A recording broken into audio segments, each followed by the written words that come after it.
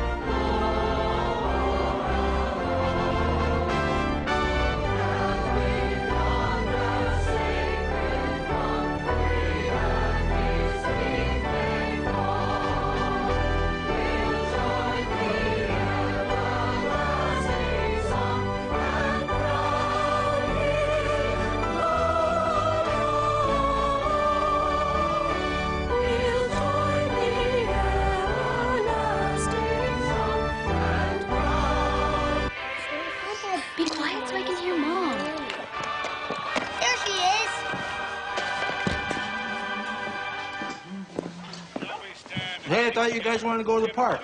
We saw Mommy on TV, Daddy. Hooray for Hollywood. Let's go. Come on, it'll be fun. We'll throw rocks at birds. Come on.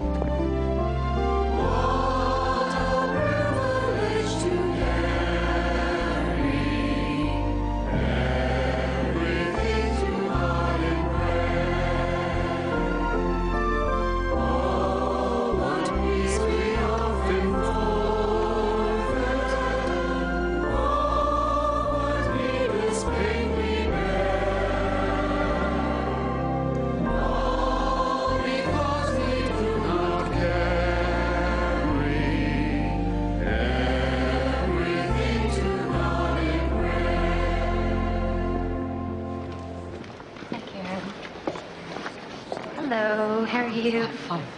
Hey, Nick. Hey, Jenny. Dad. Wonderful playing today, kiddo. Thank you. As per usual. Oh, you think so? Well, Matt slept in again? He took the kids to the park, Mom. Matt. Dick, I have to.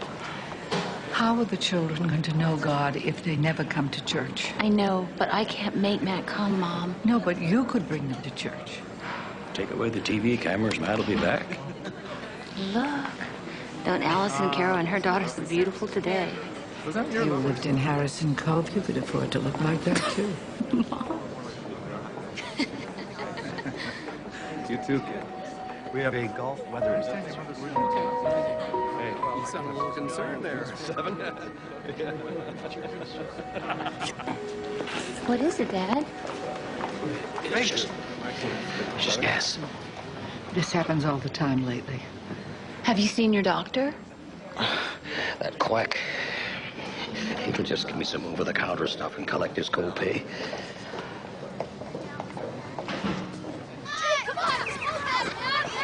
Tony D'Amico called last night. He's moving to Cincinnati. Cincinnati? What for? Show some hustle, Ryan! No, he says it's a promotion. Oh, man, hope so. So we're out of coach. You know anybody who would like to sell his soul to youth soccer? I might. Yeah, I got an idea. Why don't we all meet up at the cabin next weekend? Get together. Sorry, Dad, can't. Got stuff to do at school. And I have tests to study for. Well, give us a call and let us know if you get a free weekend. We will. I love you. Drive safely. We will. Bye. You know, it's still early. You want to try the new Italian place in town? Not tonight. I'm a little tired.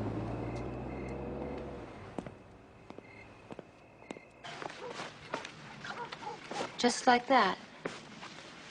Without discussing it with me. I didn't think you'd mind. Coaching soccer is going to take all your free time. And it's not even Ryan's team. I know, but they were in a bind. They needed somebody. They asked me. I said yes. What about our concert series?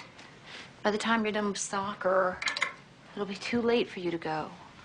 So you can still take Nora. She enjoys it. You'll have more fun. Oh, Matt. It was something for us to do together.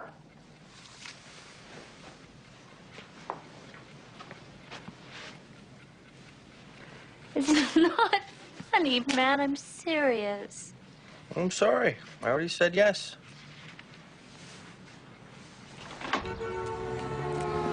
Thanks for the demo, Matt. Well, Cliff, you can check out the competitors. You're not going to find any network systems faster or more user-friendly than ours. And you have a special to the end of the month. Did I say that? I'll call you at the office at the end of the week. Thanks, Cliff.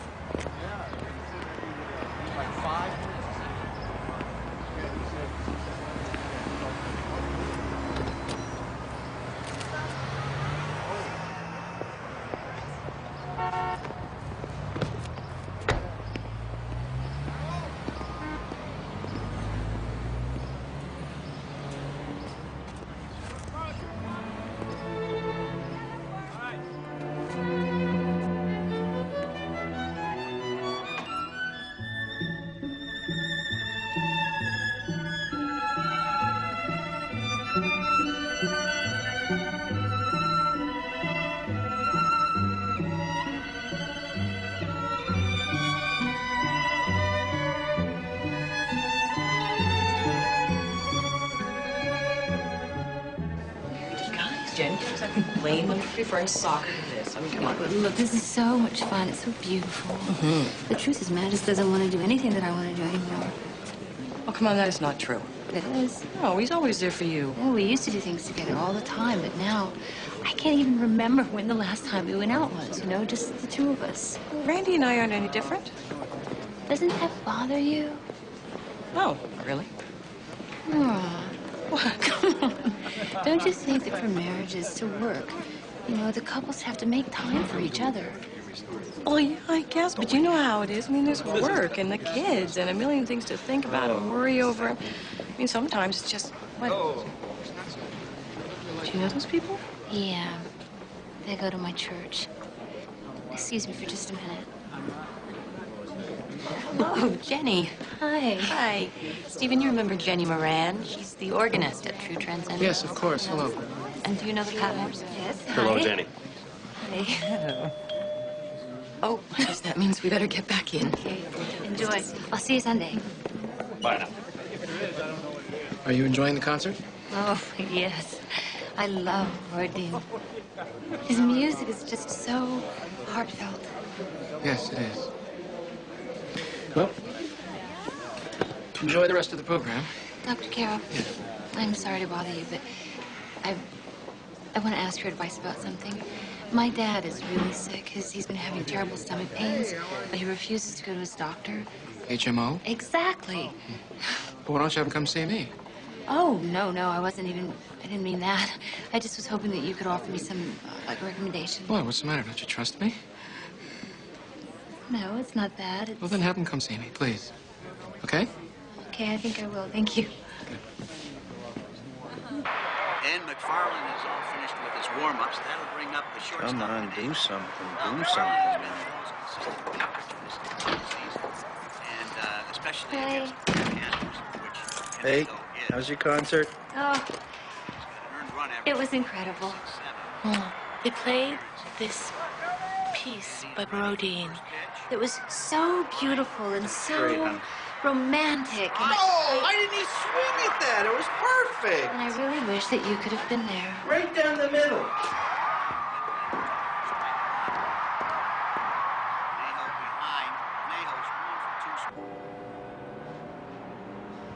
Nobody consulted me about seeing any doctor. Dad, he made room in his busy schedule to see you. We can't just cancel. I'm not going. You have to see someone, Dick. I'm fine. No, you're not. You're sick, and I'm worried sick about you. I want you to see Dr. Carroll. Please.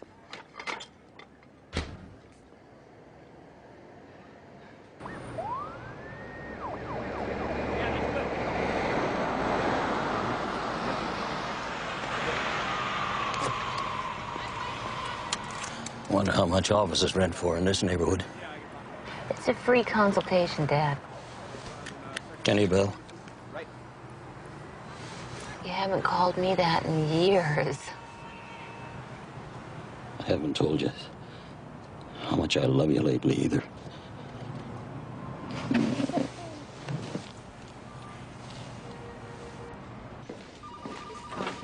Hello, Jenny. Hi.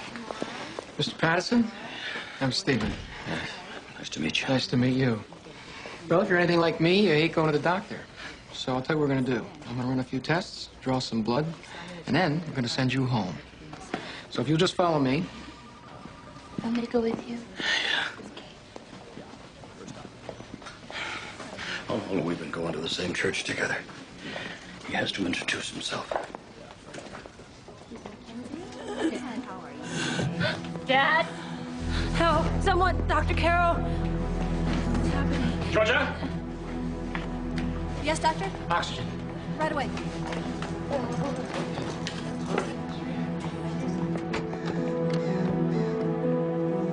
Hey, Ma. Hello, sweetheart. What happened, Dad? Sorry I had to cut your cruise short, Pop. What the hell happened? Well, he's been sick a long time. He probably should have been to a doctor a year ago, and I guess when he went in for the checkup, his system just collapsed. What is it? What's wrong with it? It's pancreatic cancer. Oh. Can they operate? It's too late. Way too late. Oh.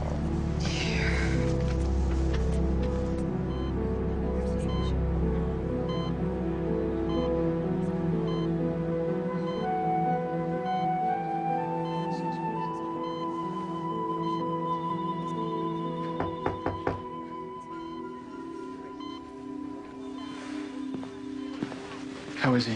He's resting. Zonked out of his mind, to be more exact. Well, in cases like these, relieving the pain is about the best we can do. Cases like these. You live your whole life, and at the end of it, that's all you are. A case. I'm sorry, I didn't mean it like that. I know. Listen, I've just finished my rounds. I'm gonna get some coffee. Why don't you come join me? My treat. Oh, no. He's gonna be fine. And you look like you could use a rest. Come on. Doctor's orders. Okay. Thanks. Better hold that thanks to you've tried our coffee. You may want to take it back. That's a tough old bird on the outside, but underneath, he's pure marshmallow. You should see him with his grandchildren. He's like a 5-year-old. How many kids do you have? 3, 2 boys and a girl. Have I ever seen them at church? Probably not. Matt, that's my husband. He's not really a big fan of true transcendence. I wish he'd come more, but What can I say? We're different. We don't see eye to eye on things. Well, not many people do.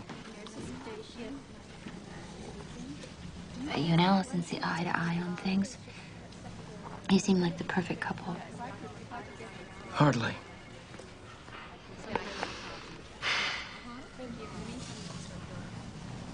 What? Nothing. No, what? No, it's just... How long have we been going to the same church? And we've never even had a conversation like this. In fact, we've never even had any conversation. Shame on us. In fact, until I walked up to you at that concert, I would have never even dreamed of speaking to you. Why not? Well, it's just, there's the Harrison Cove side of the church, and there's the Oldham side of the church, and never the twain shall meet. Never the twain shall meet? Is that what people really think? I do, or did. What made you change your mind? A bad cup of coffee.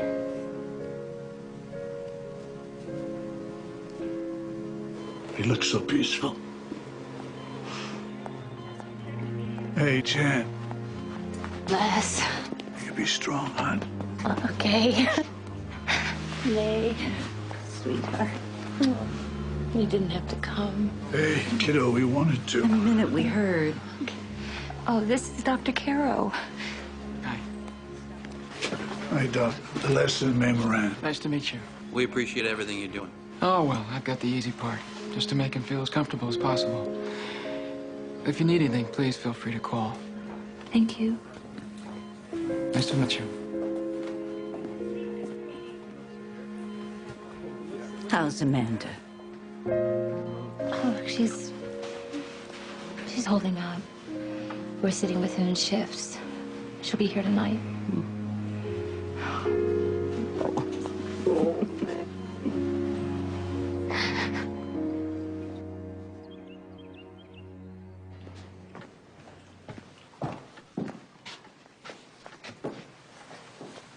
The dashing Dr. Caro. Just trying to look my best for you, sweetheart. Oh, thank you, Stephen. What is it?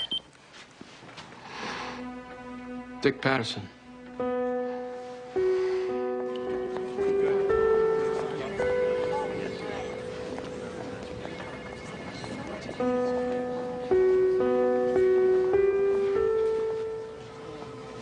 I'm sorry.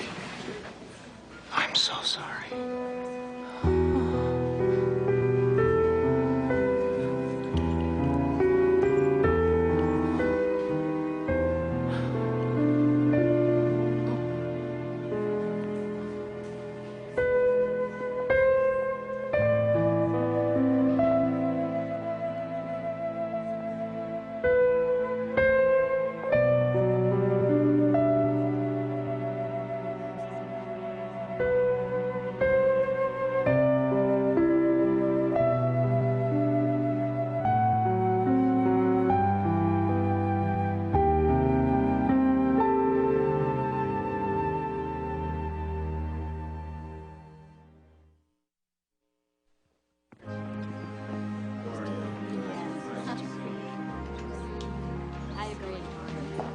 I hope I don't have to quit.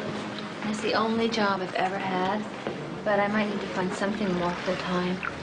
You know, with the hospital bills and the funeral expenses, Mom just can't afford it all. We can handle it, Jen. It's not a problem. Why don't I talk to the hospital? Absolutely not. You've already done too much.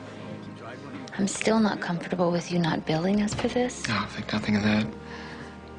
Well, thanks anyway, but we'll take care of it. This is just something that families do. Well, I know that you can take care of it. I think it would be a great loss for the church if you left.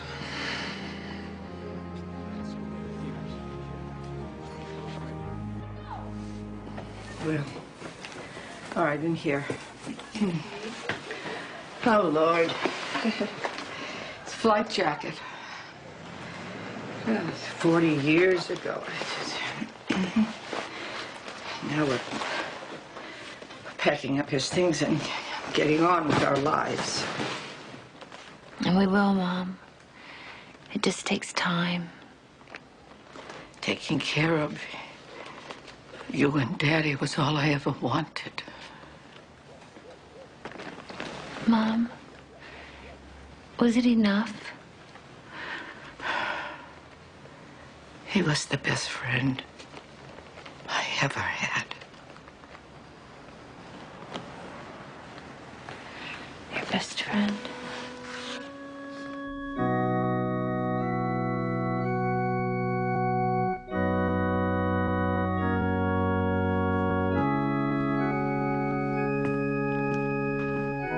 Jenny. Mr. Patmore, hi. I'm sorry to interrupt you. I was on my way to a meeting. And here, I wanted to give this to you personally. What is it? Open it.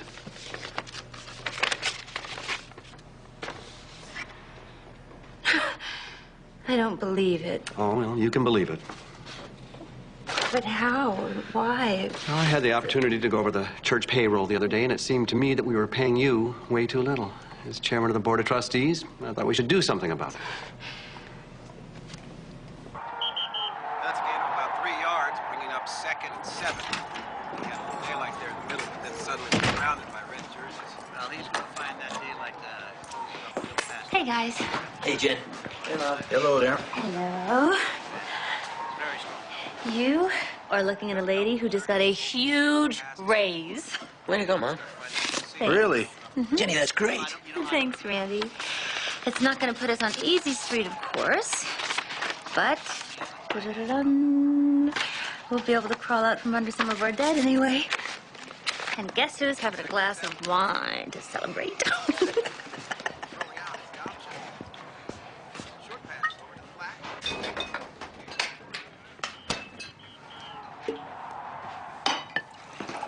I don't know what you had to do that for. Do what? Come in there and embarrass me like that? What are you talking about? I'm sorry I don't make the kind of money to support you in the lifestyle to which you become accustomed. Dad, stop it. But I do the best that I can. I appreciate you rubbing my nose in it in front of everybody that my wife's got to work to keep us afloat. Matt, come on. Every couple we know, they both work. Yeah, well, it's nothing to be proud of. Well, I am proud of it. Good for you. Just don't go blabbing in front of everybody that we've got money problems.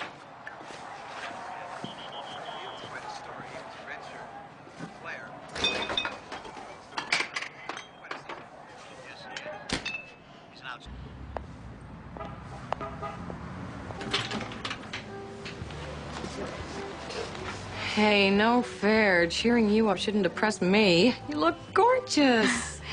I haven't worn anything this fancy since high school. Well, you go. Oh, high school. Do you remember how we were gonna take the whole summer off senior year, travel to Europe, see the world? Oh, yeah, the grand tour. Paris, Rome, Venice. Ooh, where those hunky gondoliers would sweep us off our feet. And we would dance. Oh, yes. Barefoot, under the stars. Oh, how could I forget?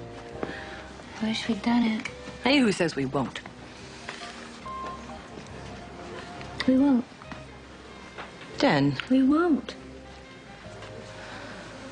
Look, I know what you're going through. You just lost your dad and you're suddenly feeling mortal. It's only natural. I'm barely 40, Nora. And I feel like my life is already over. Get serious. I am serious. I mean, I've been married forever, and... Well, look at Mom, you know? I mean, where did her life go? And now she's so lost and afraid, and I want more. Jen, your mom's had a great life. Has she? Well, yeah. What is it, Jenny? Why are you talking like this? I don't know. You're probably right. I'm just... Dad's gone, and I feel mortal. Yeah. I'm gonna buy this dress. You do that.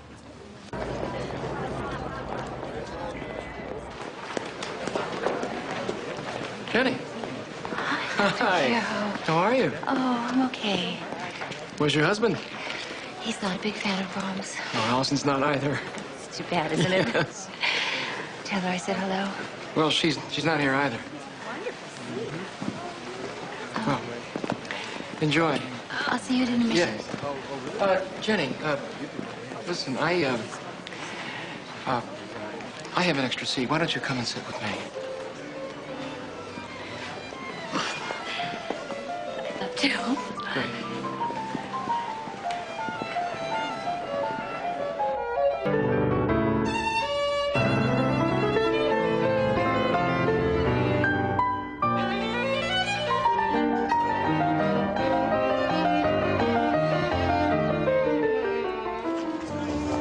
It must be so wonderful to be able to play like that. Well, you should know. I'm competent at best. I'd never be able to do that. Well, you could have fooled me. Stephen, did you know that I got a raise? No, that's wonderful. Congratulations. You didn't have anything to do with it? No. I might have said something there on purpose. Oh, I knew it. Well, I meant what I said. It'd be a great loss for the church if you left us. And for me too, Jenny. Well, thank you. And thanks for tonight. It was special. Yes, it was. Good night. Good night. Drive safe. Thank you.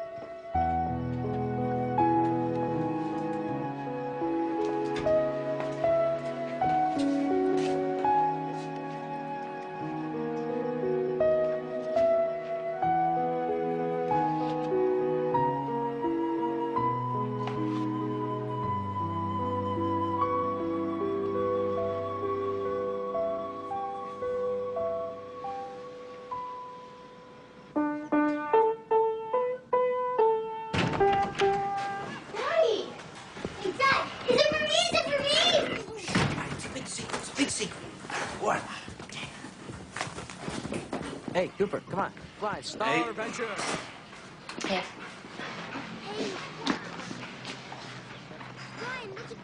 What's that? Just something from your favorite chocolate store.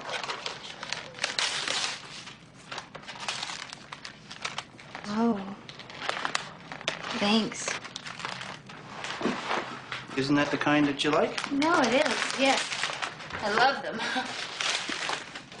It's just, I haven't eaten candy since I went back on that diet. Oh, right.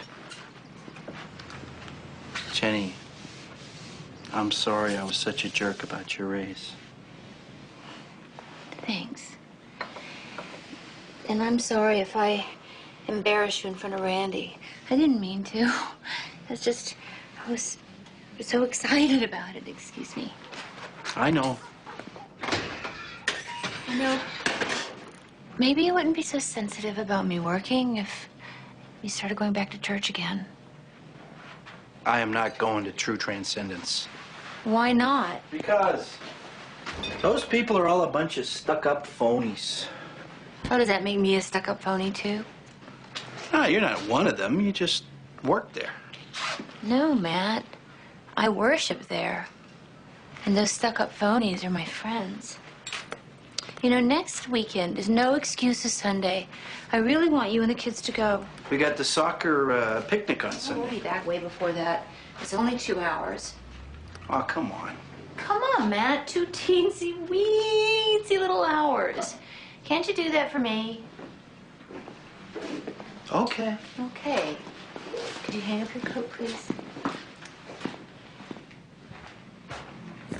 A marriage is like a triangle. At the lower 2 points, we have the husband and we have the wife. And at the top point, we have God.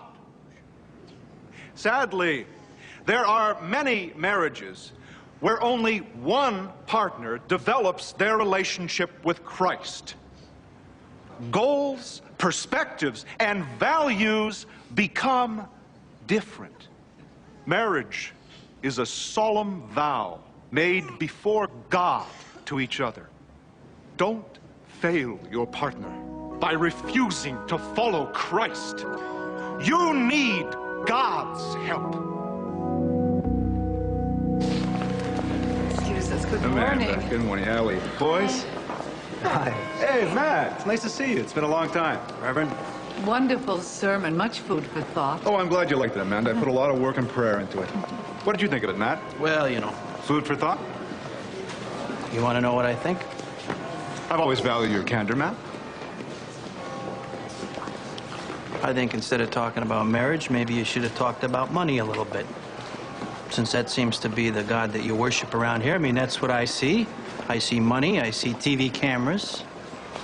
That's what I think. Come on, boys. I'm so sorry. Good morning. Go, go, go, go! Go through, go through! That's it. Go through, go through! Shoot! Shoot! Shoot! Come on! Come on! Look at those two. They're the biggest kids out there. Okay, let's see. Hey, you all right? Jenny? I'm fine. I'm just tired. Yeah, I hear you. Weekends are supposed to be about relaxing. Ha! Time Sunday night rolls around, I feel like I've just worked double overtime. Well, what with the cleaning, the cooking, you know, the thrill of the big-time sports. Yeah, what I wouldn't give for one long, lazy afternoon with nothing to do but kick back and chill out. Still, look at all we have. We are lucky, you know. We are lucky. Jenny? Nora? Oh, hey. Great.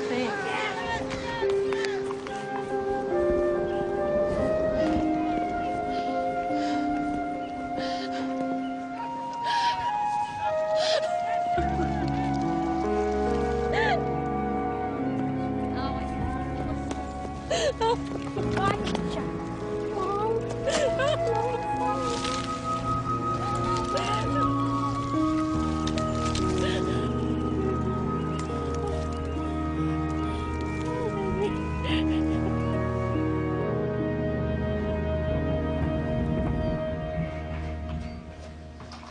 Good morning. Morning. Where are the kids? They're at Mom's. She's taking them to school. I'm going to Mom's too, Matt. I'm leaving. Leaving? I'm sorry. I really am. But I've been thinking about it for a long time, and I've made up my mind. I'm going. What are you talking about? Matt, you don't respect me, who I am, what I do, what I believe in, and I can't live like that anymore. This is ridiculous. You never said anything about being unhappy, not like this. I have, Matt. I've been saying it over and over and over and over. Look, and over. you're not just gonna walk out of here. You just haven't been listening. Now just move and let me go. Fine. You want to go? You want to go? Go.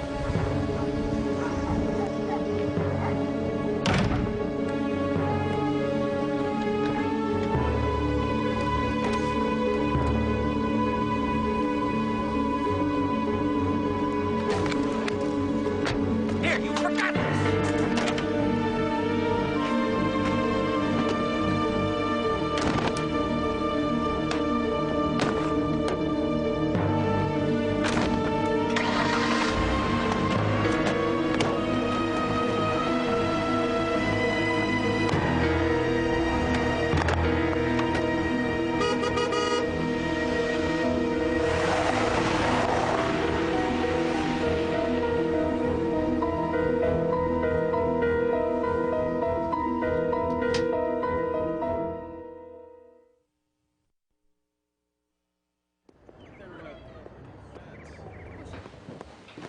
He threw your clothes out of the window. He went crazy, Mom. That doesn't sound like Matt. It's Dad. Yahoo! Daddy! Dad! Daddy! Hey, buddy. What's going on, Dad? I want to come home. You will. We gotta work this out. Jenny, we have to talk. There's nothing to talk about. I think there is. Let's not stand out here. Come inside and talk. Cooper, come on. You kids can go out back and play.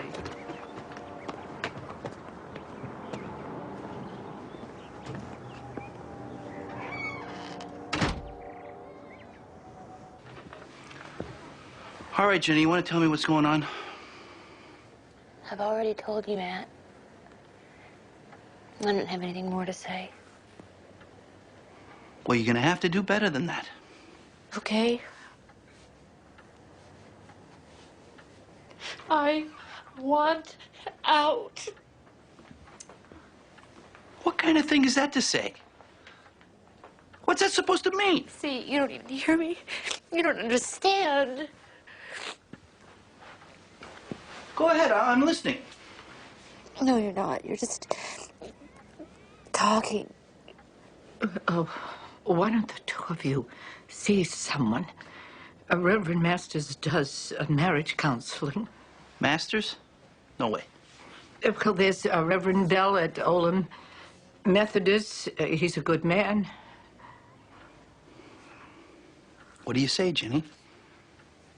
Okay, fine. I'll go and call. Baby, what is going on? Is there somebody else? You would say that. Well, what do you want me to say? I mean, yesterday we're happy, and today? No, Matt. Yesterday you were happy. You didn't even see me. So there's nobody else? No, Matt, this isn't about someone else. This is about you and me. Gosh, you don't even listen. Fine.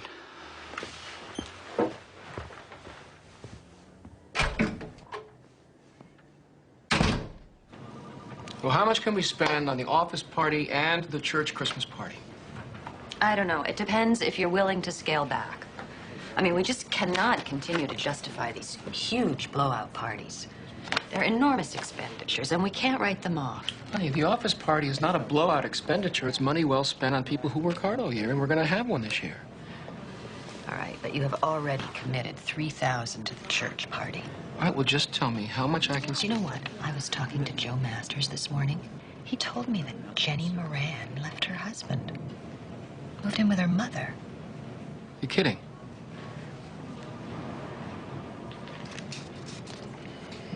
All right, how much can I spend on the office party, bottom line? And I'll stick to that.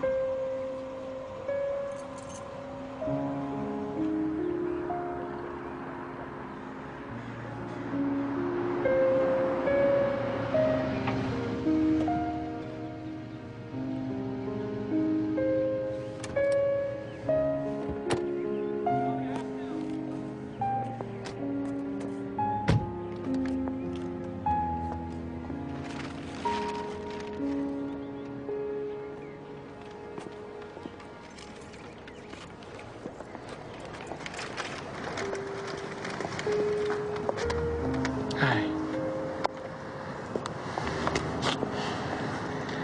You heard. Yes. We can't talk here.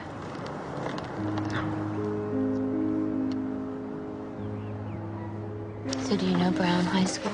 No. Really tell me about it? Yeah. Brown High School is where I went to high school with Matt. And this sounds ridiculous. He was the piano mover. I was the piano player. I don't know. Something just happened after a few years. We became more and more distant. We stopped talking about the things we both cared about. We started to care about different things. And, Of course, we were in love, and it was wonderful. And when things just died, and I can't believe I'm crying in front of you. I'm sorry. Okay. Does it bother you that I'm talking about this to you? No, that's... Well, my kids are everything to me. The two kids are great. And, I think we thought in the beginning to stay together was helpful to them, but I think they've known all along that it hasn't been a particularly good marriage, and it's gotten worse. He won't share these things that are important to me. I can't talk to my mom about it, you know. I don't want her life. That's what I'm trying to say, is I was going to be such a different person. It just hit me. I just can't stay and never know what I could be or what I could do. It's like, it's just, you know, that day that we were at the concert together, that was the first time in years that I've actually sat down and enjoyed doing something that was so close to my heart with someone else. You know, I have a secret life. How so? Every Thursday afternoon, I cut off patients from 4 o'clock on, and I go over there to the museum. Oh, gosh, I'd love to take the kids there and show them different art exhibits and... You know, there's gonna be a new exhibit tomorrow. No. Why don't you come? Meet me there. Just as friends. I don't think that'd be such a good idea. No strings attached, just as friends. Just meet me there. 4 o'clock, come. All right, okay. No, you don't have to say anything. I mean, it's right. No, you're right. It's not a good idea. I'm sorry, I didn't mean... I'm sorry. I shouldn't have asked you. It's a tough time. I'm sorry.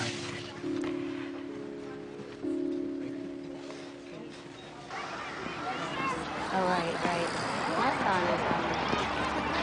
Did you get a sketch? Jen, can I talk to you for a minute? Okay, sure. So I'll be right back. Yeah? Jenny, what the hell's going on? Matt said you moved out. I had to, Nora. I couldn't take it anymore. Couldn't take what? I mean, are you guys fighting or something, or...? No, it's nothing like that. It's so much more complicated. I've been trying to tell you. You know how sometimes you just get to a point where you just have to move forward with your life. Jenny, you've invested 15 years in this marriage. Hey, Dad. Don't just throw it away. Excuse me. Ryan? Ryan, wait. What are you doing? He's coming home with me. You can't just take him like that, Matt. I'm not taking him. He called and asked to come home. I don't want to stay at Granny's, Mama. I want to be with Dad. Wait. Ryan, wait a minute. Listen, I know that this is a really confusing and difficult situation. I know that. I know that you're angry. You don't have to pick between your dad and me. We both still love you very much. We're going to work something out where you spend time with both of us. I'm glad you're thinking about the kids. Of course I'm thinking about the kids. Well, until we work something out, he has the right to live where he likes. Don't start making them choose between us, Matt. It's not fair. It's not fair to Ryan. You're going to tell me what's fair.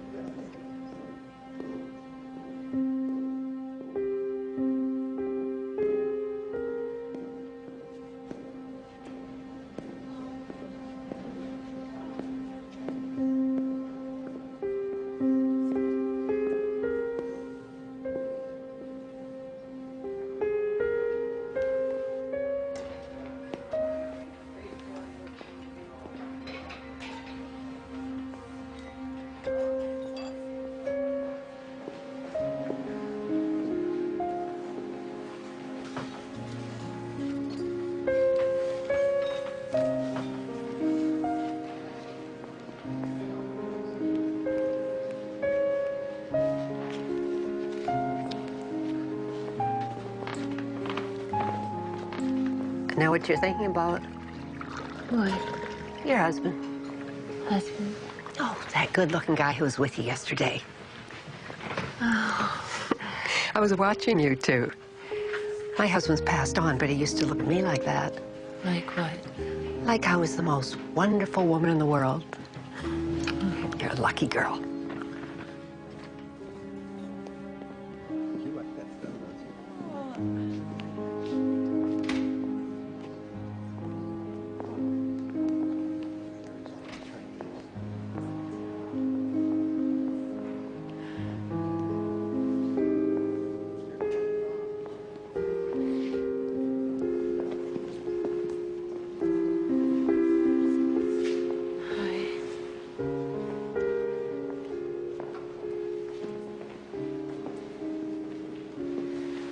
It's incredible how he transitions from complete calm to total chaos.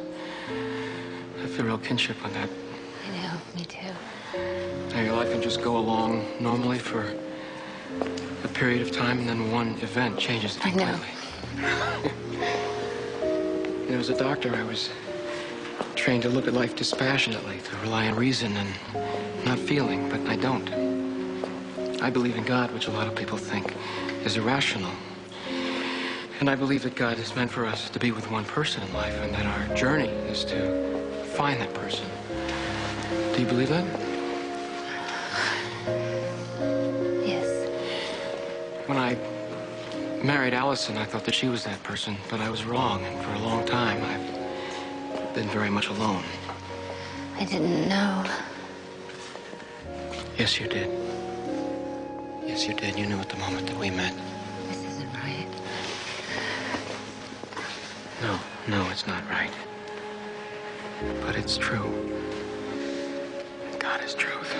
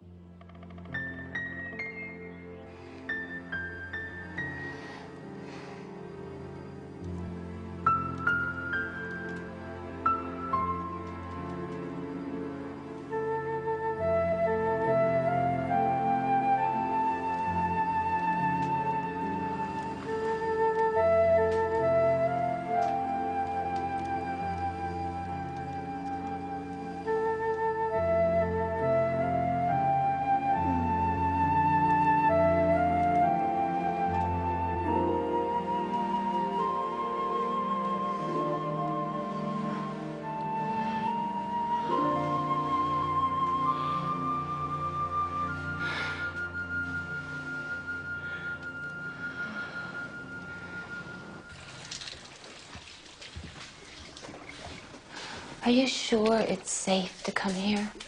Yep. Allison never comes here during the week. In fact, I think secretly she's always hated the place.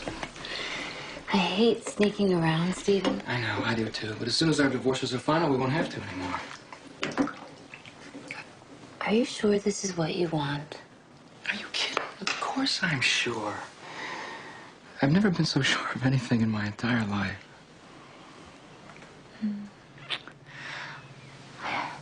I feel so guilty about Allison. Please try not to, okay? My marriage has been over for years. There's nothing to feel guilty about, okay? Okay. I'm seeing a lawyer this week. You are? Yeah. Does this need more salt? Yes, it does. What's your strategy gonna be? Strategy? Yeah. Grounds for divorce. Oh. Irreconcilable differences, I guess. Isn't that what people usually do? Yeah, but that's not always your best option. I mean, you want to get back your fair share of what you put into the marriage. I mean, even if you fight for everything, you're probably just still going to come out even. But I'm the one who wants the divorce. Hold on, wait a minute. Even though you initiated this thing, it doesn't mean that the divorce is your fault. After all, you did put up with years of abuse. Matt never abused me.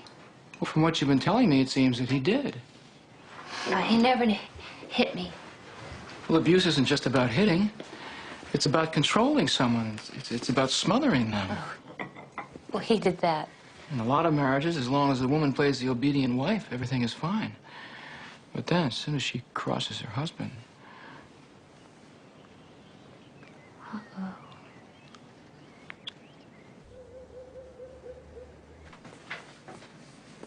Sorry, Mom. Did I wake you? Something did. Ever since your father died, I haven't been sleeping well. I'm thinking of getting a smaller bed. All that abuse and everything, it's really true. Yes. All these years, I never saw a thing. It was subtle, Mom. It was psychological. Well, it's over now.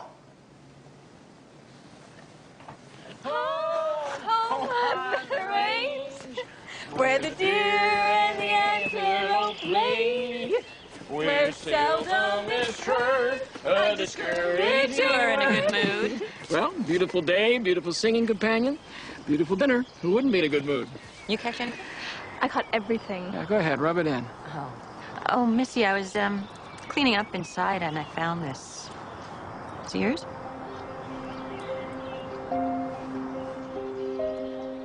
I think that's Kim's. Doesn't your sister have a pair like that? Yeah, I think so. Mystery solved. I'm gonna get these on ice.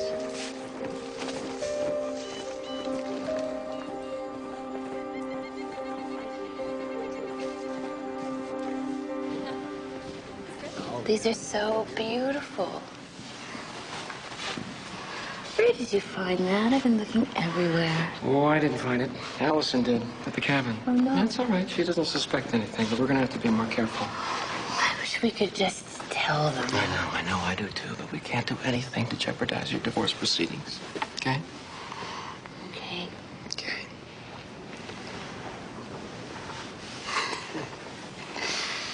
I met with the lawyer. How did it go? Oh, it's... Okay. He wanted me to give him examples of Matt's abuse. I couldn't think of very many. When's he gonna serve him the papers? Next week sometime. Why don't you have him serve them on Sunday? Why? Well, how do you think Matt's gonna respond when he gets them? Not very good. You mean trick him? Jenny, you can't trick someone into doing something he wouldn't otherwise do. I mean, Matt's responsible for his own actions. If he's going to make a scene about the complaint, then that's his responsibility. But if he is going to make a scene, why not have witnesses? It can only help your case.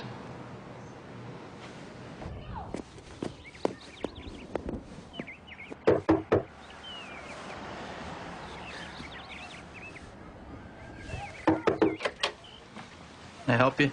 You Matthew James Moran? Yeah. Have a nice day.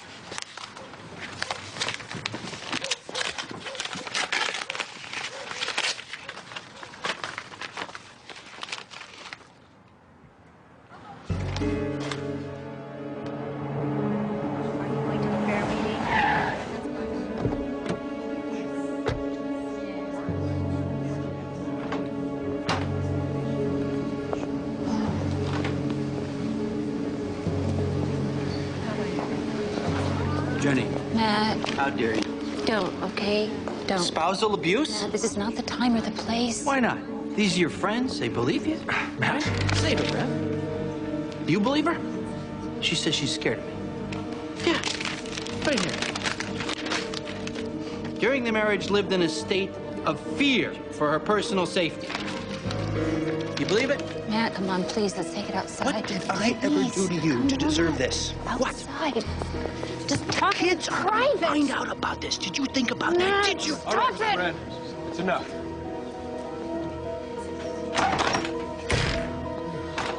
I'm just gonna go back and get my music. I'll be right back.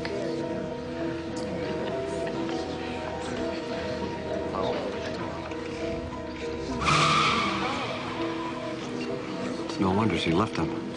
He has a time bomb waiting to explode. Yeah.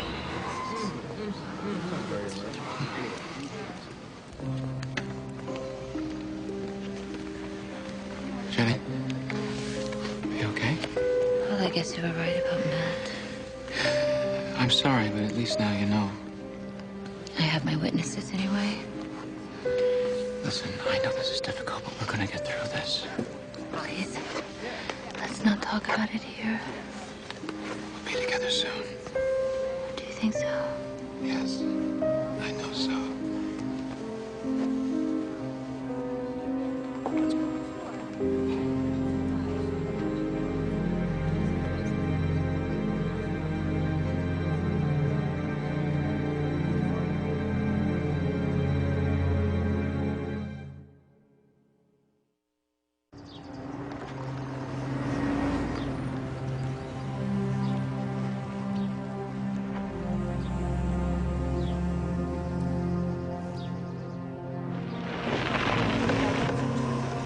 Hey, Ted!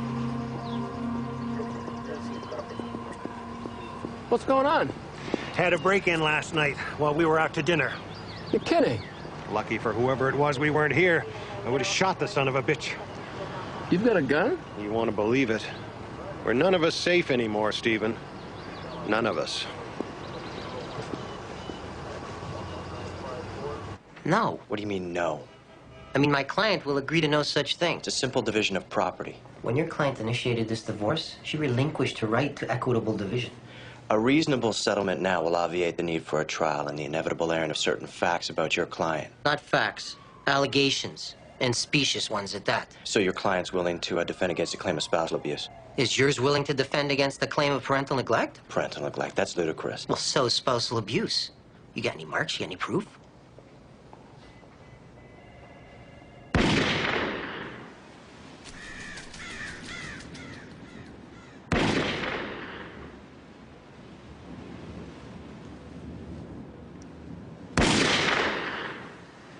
That's pretty good. Now this time, I want you to slip your right hand down under the butt. Pull back with the right. Gently push forward with the left, okay? Try it.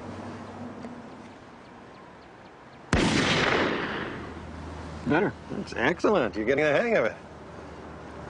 I just don't like these things. It's your constitutional right to protect yourself, Stephen. And it's your duty to protect your family. Yeah, and I bump into a bad guy in my living room, and he's got a gun, too. Who do you think's gonna be better at this, him or me? You, if you practice. I just don't know if I want a gun in my house, Ted. Well, odds are you're never gonna need it. But believe me, you'll feel better knowing you have it. Well, what can I say about this man that you don't already know? As church deacon, he helps oversee the spiritual well-being of our members. As chairman of the 21st Century Fund, he has raised more money for the church's future than any other congregate. But most importantly, he's a role model. A man whose life is a testimony to the power of Christian love. A yardstick against which we can compare our own commitment to Christ. A man who has only one fault that I'm aware of. He never lets me win at golf. As chairman of the Board of Trustees, it is with tremendous pleasure that I present this year's Man of the Year Award, the first unanimous vote in board history, to the finest man I know, my friend, Dr. Stephen Carroll.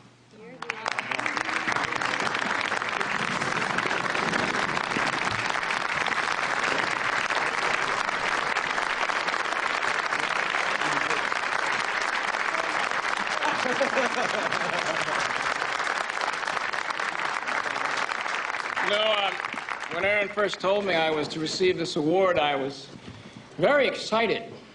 I was delighted. But then he said, don't get excited too quickly, as he had to confirm it with the board of directors. Because, as he put it, there must be some mistake. So I got the hint, and I let him win at golf a few times, and here we are. This is an extraordinary honor, and I'm deeply grateful for it. But the truth of the matter is that the work I do for this church isn't really worthy of acknowledgement because I do it for very selfish reasons. Being a part of this community has been the greatest joy of my life. The deep and abiding friendships that I have with so many of you, and most of all, my personal relationship with God. And all the work that I do here for the church only adds to my sense of belonging to something much, much greater than myself. And for that, I am deeply grateful. So, thank you, and thank God for this extraordinary honor. Thank you very much.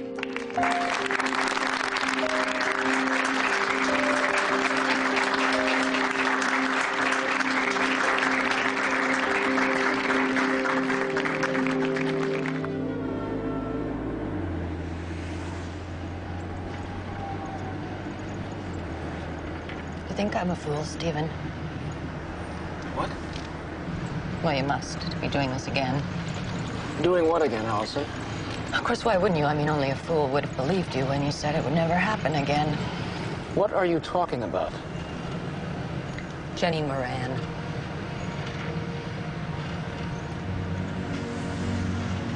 I don't want to ruin the girls' holidays, but after Christmas, I'm going to be talking to a divorce lawyer.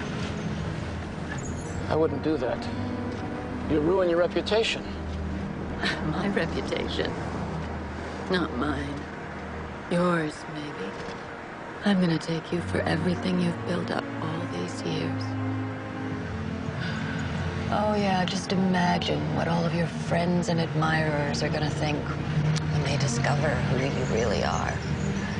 Who I really am is your husband. Ruin me and you'll ruin yourself. Think about it.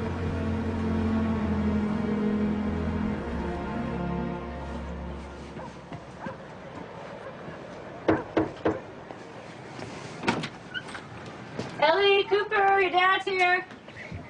Daddy! Hey, buddy. Have fun, have fun. Hi, Dad. Your chariot awaits. Cooper?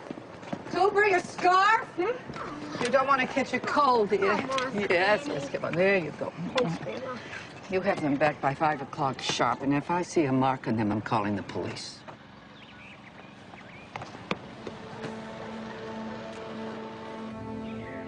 I think we should tell them. People are going to find out sooner or later anyway. It's better to be out in the open than to have them all whispering behind our backs. People aren't going to find out. Not if we're careful. Allison's already found out. She won't say anything. She won't. She cares too much about what people think. Stephen. Is this real? Do you love me enough to divorce Allison? Of course I do. What are you talking about? Jenny, I've been going crazy about this. I keep thinking, maybe something will happen to Allison. Maybe, God willing, she'll get in an accident, or God willing, her car will hit an embankment, or God willing, her parachute will open. Don't talk like that. Listen, I love you. All I want is for us to be together.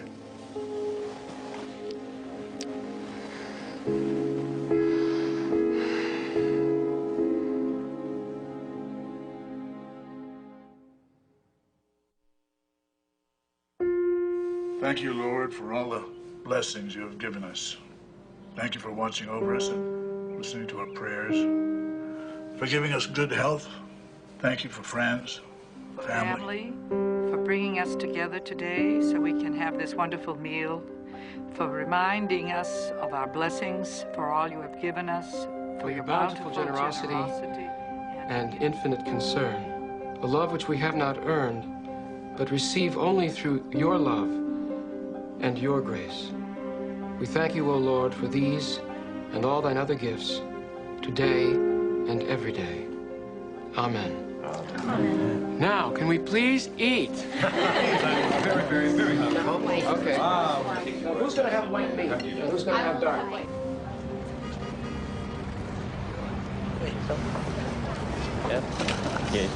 Hey, Cliff. Hi, Matt. How's your Thanksgiving? Fine, thanks. 2, please. 1 adult, 1 kid. It's a good movie. You're going to enjoy it. Yeah, but it's really scary. I'll say I'm going to be out your way on Friday. I'll bring by those network upgrades we talked about. Not necessary. Come on, Ash. Okay.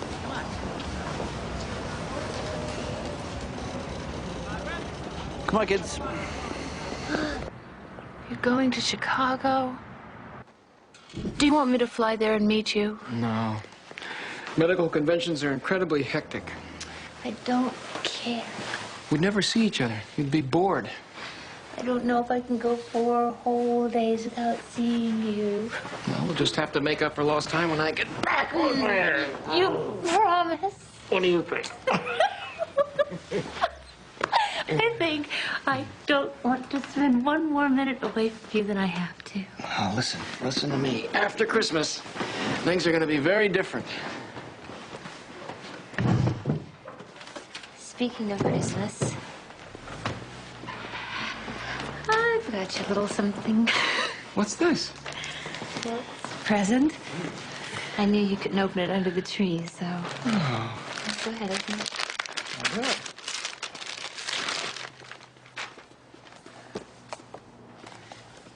Oh, Jenny, thank you. It's beautiful. It's from the museum in honor of our first kiss. Thank you.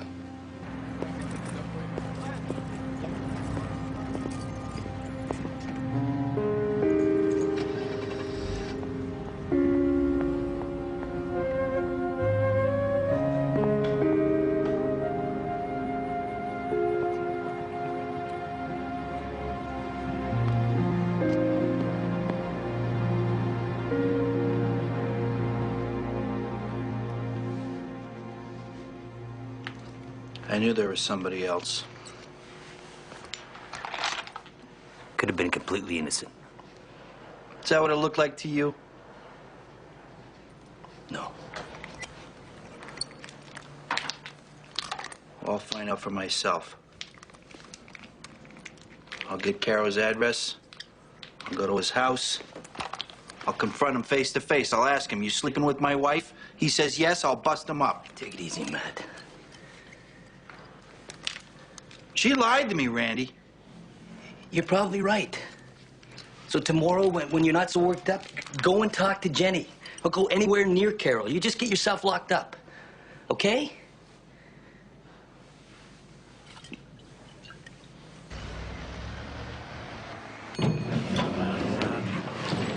Hey, guys. Hello, Doctor. Hello. Great speech today, Stephen. How would you know? You slept through most of it. Oh, Stephen, I'm going to grab a drink before dinner.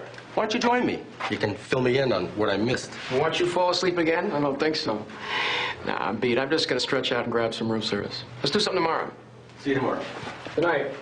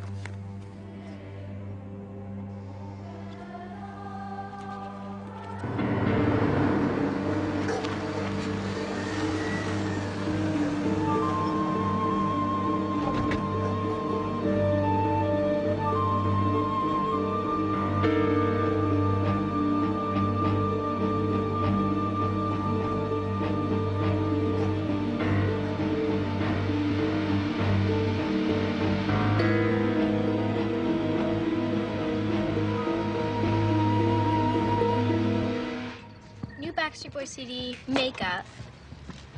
Over my dead body. Clothes, earrings, glow bracelets. What? Glow bracelets? What are those? Well, you know, those things you wear on your arm that little kids like. Not just little kids, all kids. Yeah, sure. Hey, what do you want for Christmas? Nothing. Oh, come on, Cooper. You must want something. I want us to be with Daddy again.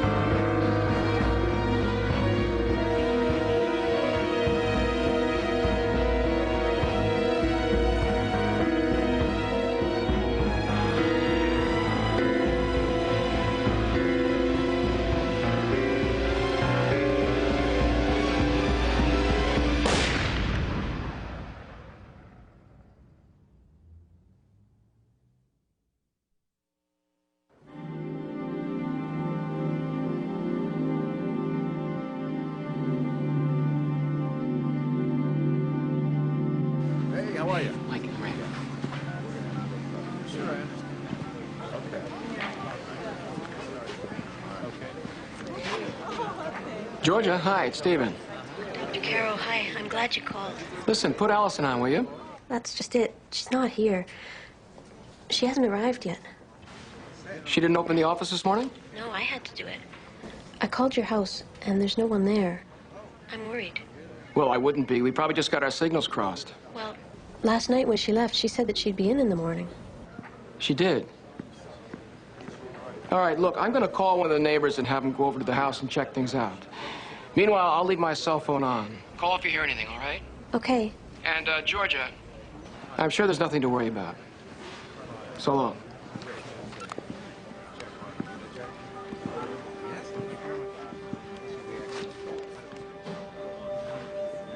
Yeah, Ted, hi. Stephen.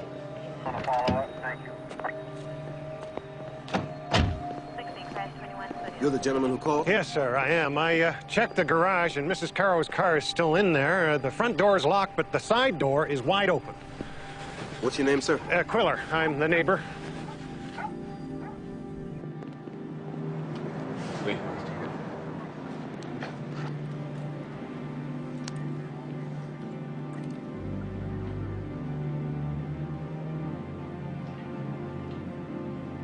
Check those back rooms. Okay. Mrs. Carroll?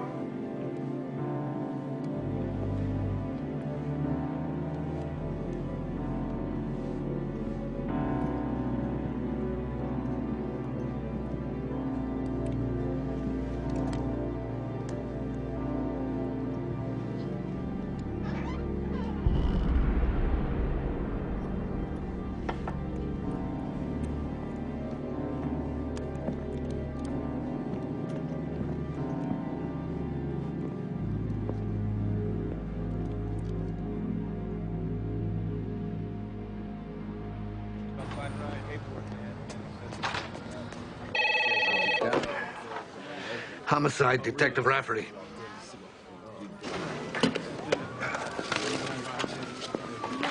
Virgilio, come on, you can eat that on the way. On the way where?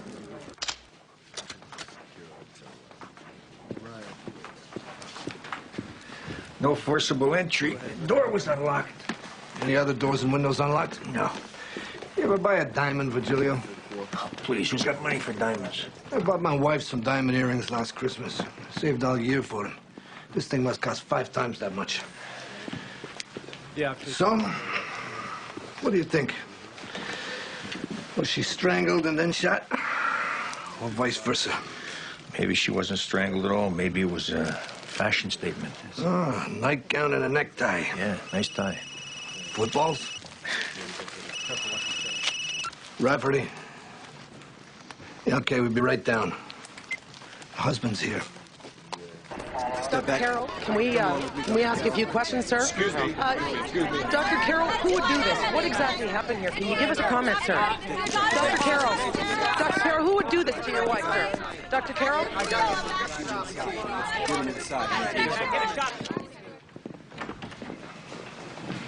Dr. Carroll, I'm Detective Rafferty. This is Detective Virgilio. Sir. What happened? Who could have done this? I'm sorry, we don't know yet. Why don't we have a seat? Well, look, maybe there's some mistake. Maybe it wasn't her. Is that I'm possible? afraid your daughter, Missy, identified the body. Missy's here? She's next door with her sister. They were contacted at school, sir. Well, I have to go see them. I have to talk to them. I'm afraid we have to ask you a few questions first. All right. Please sit down, sir. Can you tell us the last time you spoke to your wife, sir? Yesterday afternoon, I called her from the medical conference I was attending in Chicago. How was she at that time? She was fine. She was at the office. She was busy. Dr. Carroll, do you know anyone who would want to hurt your wife? No, everyone loved Alice, and she was wonderful. No. It appears your wife was murdered sometime around midnight last night. Can you tell us where you were at that time? Yes, I was at the conference. Well, actually, I was at the hotel by then. The conference adjourned at about 5:30, and I went back to my room instead of joining my colleagues for dinner. I was very tired. Can anyone verify that? Yes, of course, the hotel can. I was there all night. Excuse me, sir. Is it not yours? No. Have you ever seen it before?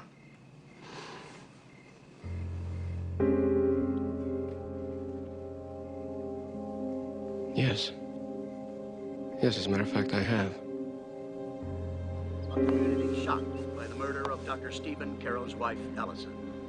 For an update, we go live Mom? with Cindy Lewis at Yes? the scene. Dr. Stephen Carroll, the bereaved husband, arrived late this afternoon from a medical conference out of state. Police have been questioning the Carroll was prominent murdered last night. gastroenterologist for the past hour since his arrival. Very little is known at this time about the circumstances surrounding the murder. However, reliable sources do say a burglary might have been involved, but that is just pure speculation at this point in the investigation.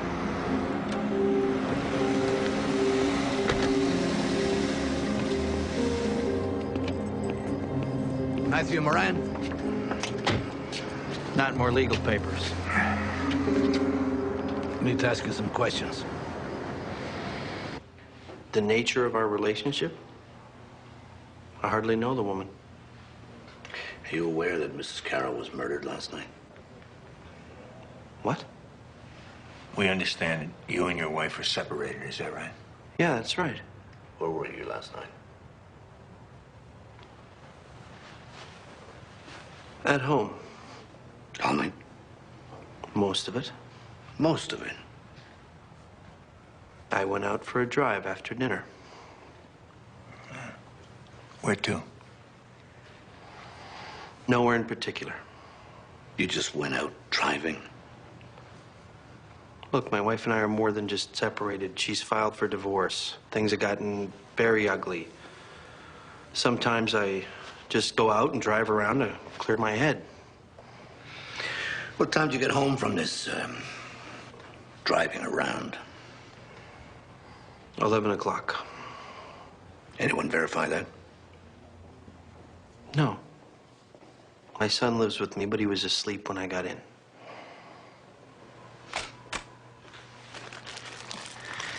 Have you ever seen this before, Mr. Moran? Where did you get that? You ever seen it before?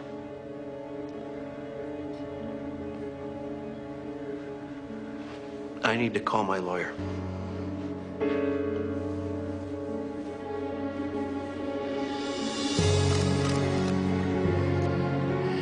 I've conferred with the detectives handling this case, and I have every confidence that they will track down whoever committed this terrible crime. Please direct all of your questions to the police.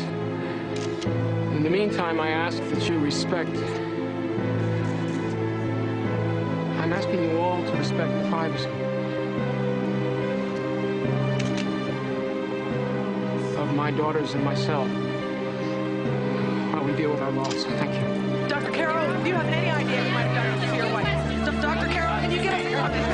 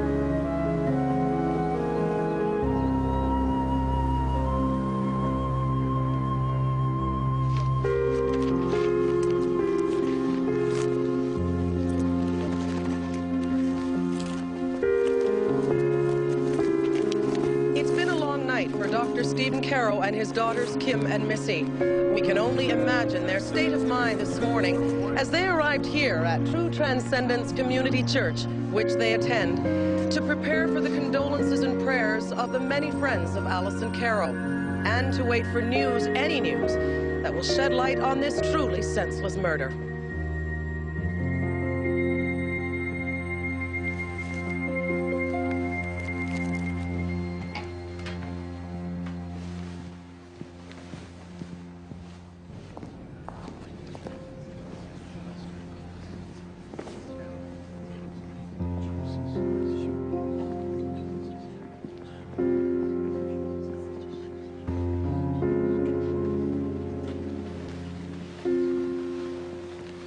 What I'll always remember is her singing.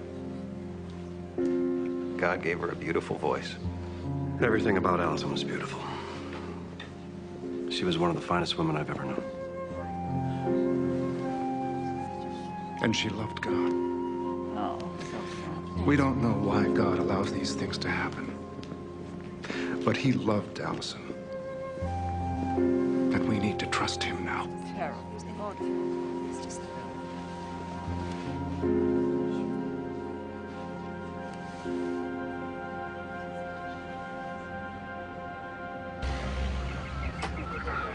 Yeah, that's my tie. Correction.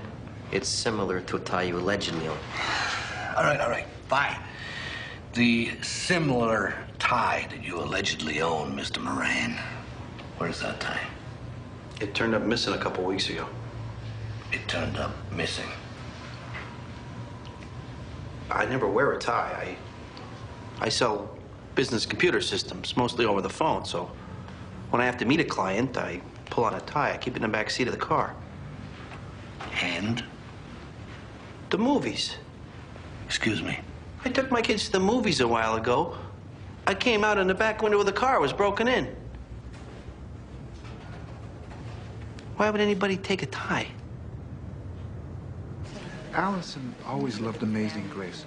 I definitely think you should play that at the funeral. And anything else you think is appropriate. Would you excuse me, Jenny? Of course, Reverend. Amanda, Tragedy. Such a tragedy. thank you so much for coming.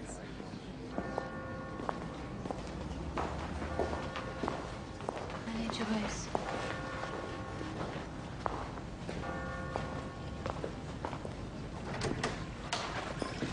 Stephen? I'm so sorry about Allison. When can I see you? I don't know. I'll call you as soon as I can.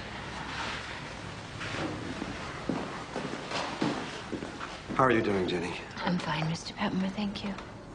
I just want you to know if the rumors turn out to be true, no one holds you responsible, not even remotely.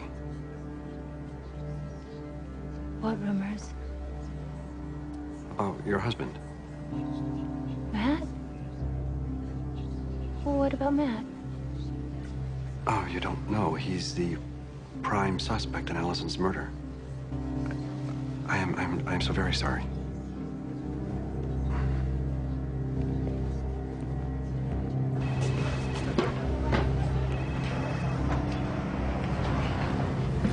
That guy is a world-class liar, or he's telling the truth. Yeah, what do you think? I think I'd feel a lot better about Matt Moran if he could account for where he went on his drive the other night. You went to Carol's house? I had a couple beers. I wanted to confront him. I went to the house, I rang the bell. His wife came to the door. Said he wasn't home. You talked to her? About 2 hours before she was killed. Why didn't you tell the police?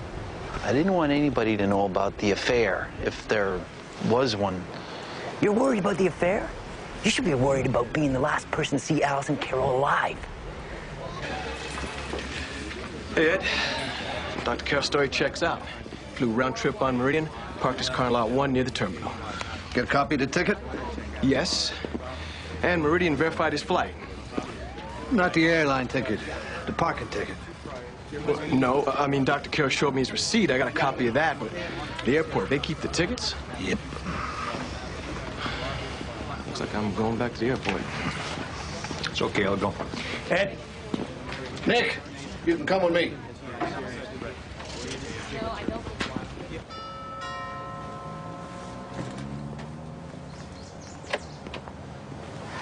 Hello, Kim. Hello, Miss Moran.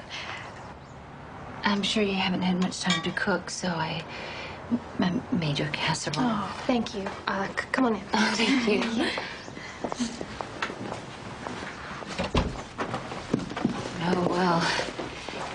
Looks like I wasn't the only one cooking today. People have been very kind.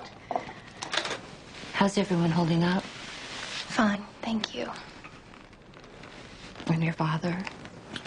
Well, as can be expected. Is he here? We're going through Mother's things right now. Oh.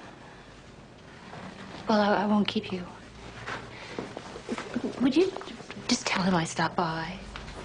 Thank you. Jenny! Thanks for the casserole. It was very thoughtful.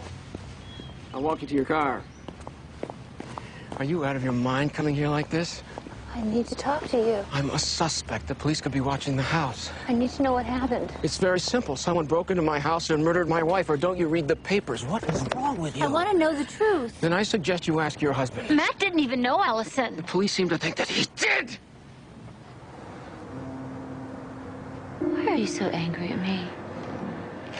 I'm sorry. I'm sorry. Listen, look. These last couple days, I'm going crazy. I'm sorry. Well, so am I. I know.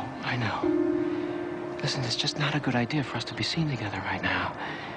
You have to stay away, okay? Okay. Jenny, I miss you.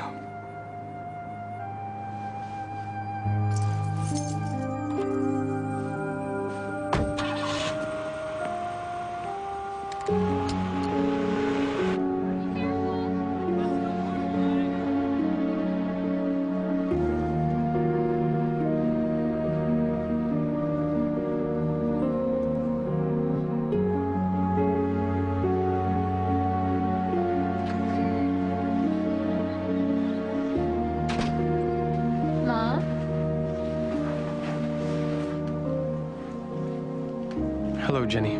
Mrs. Moran.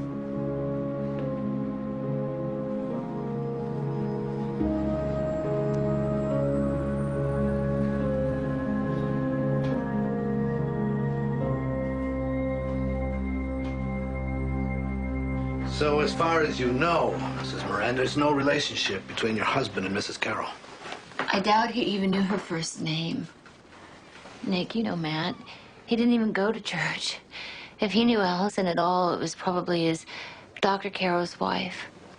Well, the problem is, Mrs. Moran, we have evidence linking your husband to Mrs. Carroll. Well, I understand that, but Matt wouldn't hurt anybody. He couldn't possibly have anything to do with this. I understand you and your husband are estranged. And a divorce is pending. That's right. And isn't it true, Jenny, that in your divorce complaint, you accuse your husband of abusing you? So when you say Matt couldn't hurt anybody, that's not entirely true, is it? I mean, he hurt you. Well, yes, it's true, but it wasn't physical abuse. I mean, psychologically speaking, Matt could be very controlling, and in our marriage, I often felt... What's your relationship with Dr. Caro, Mrs. Moran? Relationship? We don't have a relationship. I mean, we go to the same church, and he treated my father professionally. Friends, I guess you could say. We're just friends. Friends?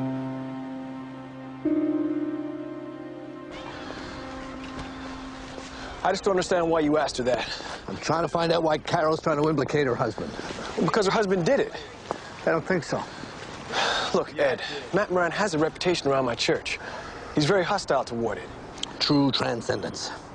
That's the one with all the TV cameras and the beamers out front, right? I'm not too crazy about it either. Do you think I killed Alice and Carol? Rafferty.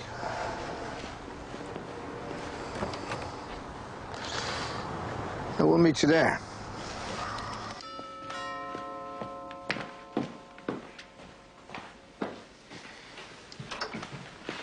Yeah, hi, how are you? Detectives, come on in, please. Sit down, won't you? Actually, if it's not too inconvenient, we'd like you to come down to the station and answer a few questions. Well, sure, I'll just get my coat. Afternoon, girls. Afternoon. Dad. Dad, what is it? I don't know, honey. I'll call you as soon as I find out.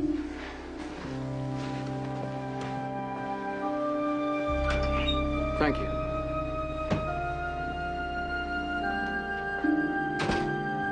Dr. Carroll, we have evidence that on the night your wife was murdered, you were a passenger on the 9 p.m. Seaboard Airlines shuttle on a return flight here. We also have evidence that when you went to the conference, you parked your car in parking lot number 4. When you returned, it was in parking lot number 1. Finally, we have evidence that you checked out of your hotel room at 10:15 a.m., 2 hours before you were notified of your wife's death, even though you were scheduled to stay at the conference for 2 more days. Doctor, I have a simple question for you. Did you murder your wife?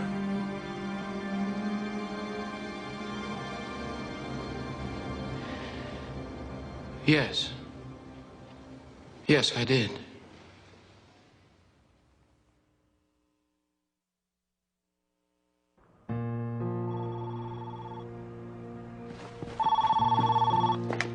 Hello? Hi, honey. Daddy, I love you. I love you too, honey. Put Missy on the phone, will you? Missy, get on the phone. It's Dad. Dad, are you okay? Oh, honey. I'm guilty. I did it. I'm not hiding anymore. Is Missy on? Hi, Daddy. Hi, honey. I'm so sorry. Oh, my little girls, I'm so sorry. Dad, Mom didn't suffer, did she? She didn't feel a thing. There was no pain at all. Daddy, I don't understand. How did this happen? I don't know. I don't understand it either, honey. I'm gonna pray to God for forgiveness, though. Oh, Dad. Honey, you have to listen to me. I need you to be strong. You're in control now. Now, I want you to write some things down for me, okay? Yeah, I have a pencil. Okay. Now, listen, I'm gonna give you power of attorney. I want you to sell the cabin and use the money to pay for both of your tuitions, okay? Okay. And I want you to cancel a check that I wrote for $347 to pay for my new medical license. I won't be needing it anymore. Can you do that? Okay, Dad. Okay? And, honey, they want me to hang up now, so I want you guys to be very strong and know how much I love you both. We love you, Dad. about my babies. Why, Daddy?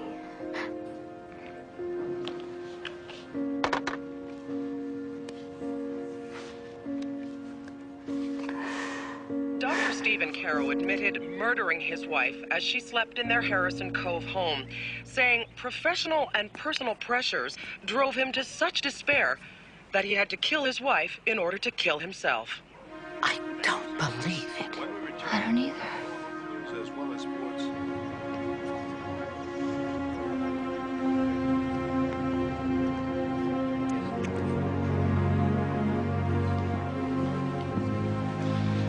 The confession wasn't at all coerced. He volunteered everything. So, he really did this? Yes, he really did it. We have to pray for him. And for Allison. And the girls. We have to help him. In any way we can.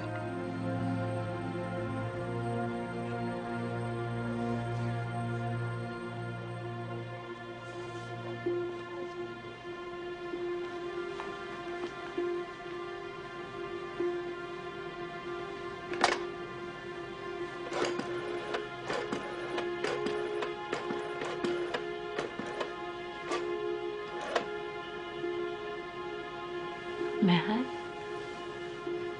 Hi. I have to talk to you. Can I come over?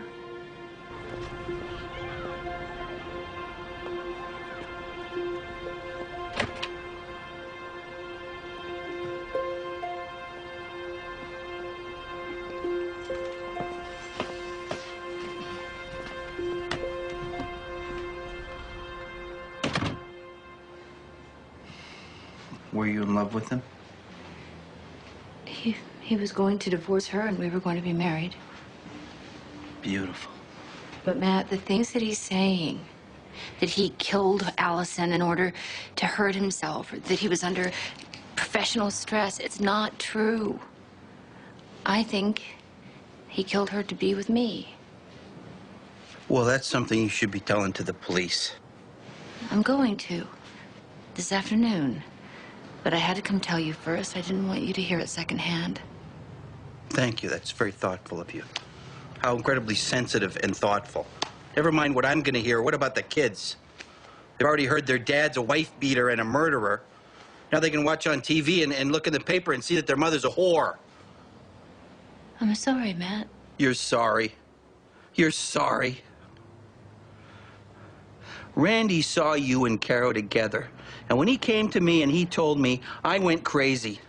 But then I thought, no, that can't be what this is about. Jenny wouldn't do that to me. After making me out to be the bad guy in this divorce for so long, she wouldn't do that to me. Matt. But you, I don't know who you are. Get out of my house. Jenny doesn't live here anymore. Maybe she never did.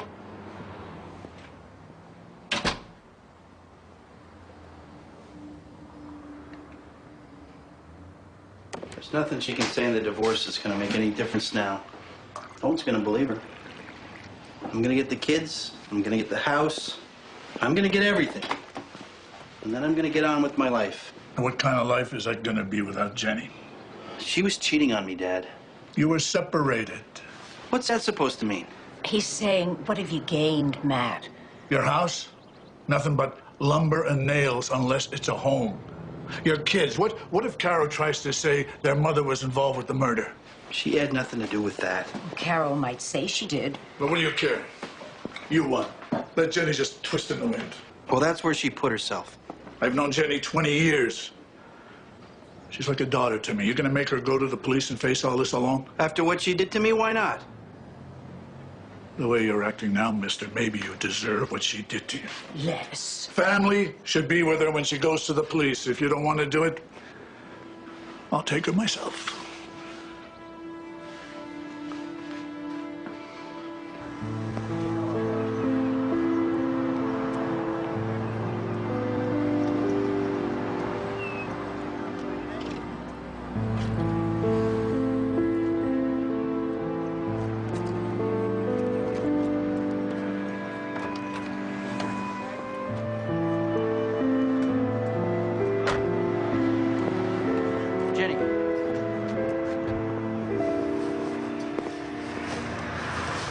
isn't your problem, Matt.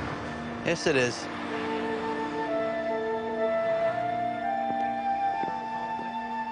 We were trying to keep our relationship secret until after our divorces. Did he ever talk to you about killing his wife?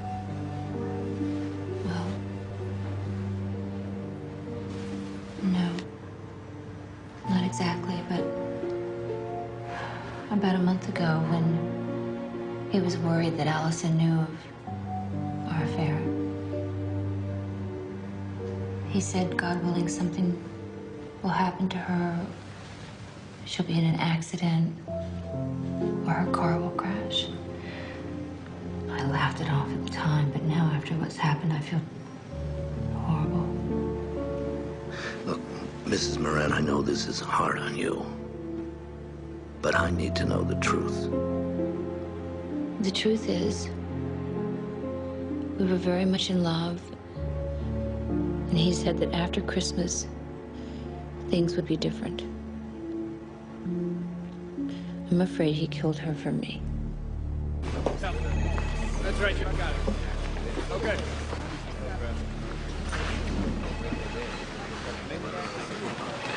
Thanks very much, Mrs. Moran. I'll see you tomorrow. Thank you, Mr. Moran. I know this has been extremely stressful. I'm just glad we have the right man behind bars. Me too. Thanks, Matt. You did the right thing.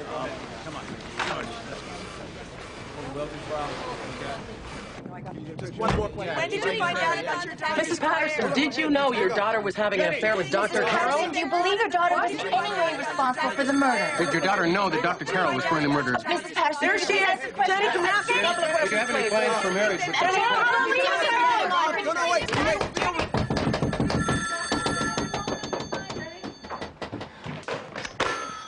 Where's Ellie and Cooper? Already at school. Mom, I'm so sorry. I was going to tell you last night when I came in, but you were already asleep. Last night? What about months ago? I didn't know what to say. I didn't want to hurt anybody, Mom. Jenny, you've been lying to me? Mom, I'm sorry. I'm so sorry.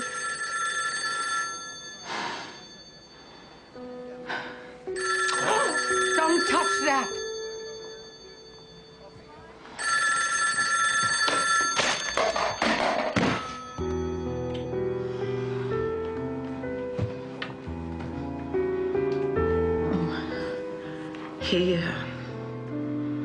He must have killed her for you. Oh. Maybe God is able to forgive you for that, but...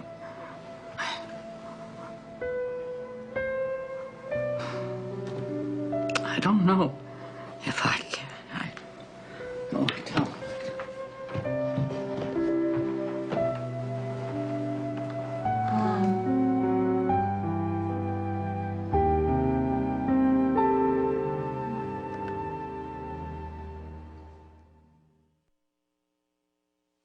We're discussing possible plea scenarios with Mr. Alexander, Dr. Carroll's attorney, please. But you should know that this office is very reluctant to discuss any plea that won't translate into serious prison time. So there will be a trial? Probably. And I would have to testify? Yes. Well, can't you just read my testimony into evidence or something like that? That would be hearsay. Hearsay is inadmissible. I can't do it. I can't testify.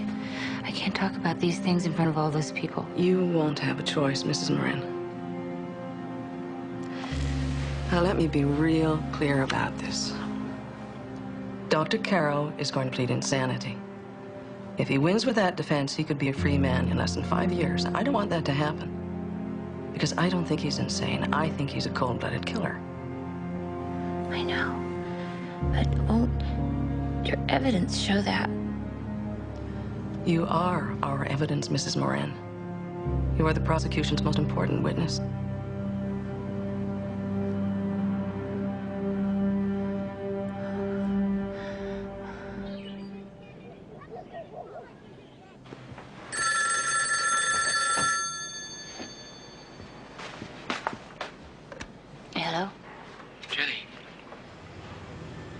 Stephen. I can't believe you're calling me. It's been so long since I've heard your voice. Jenny, listen to me. I don't understand. Why did you go to the police? Why did you tell them about us?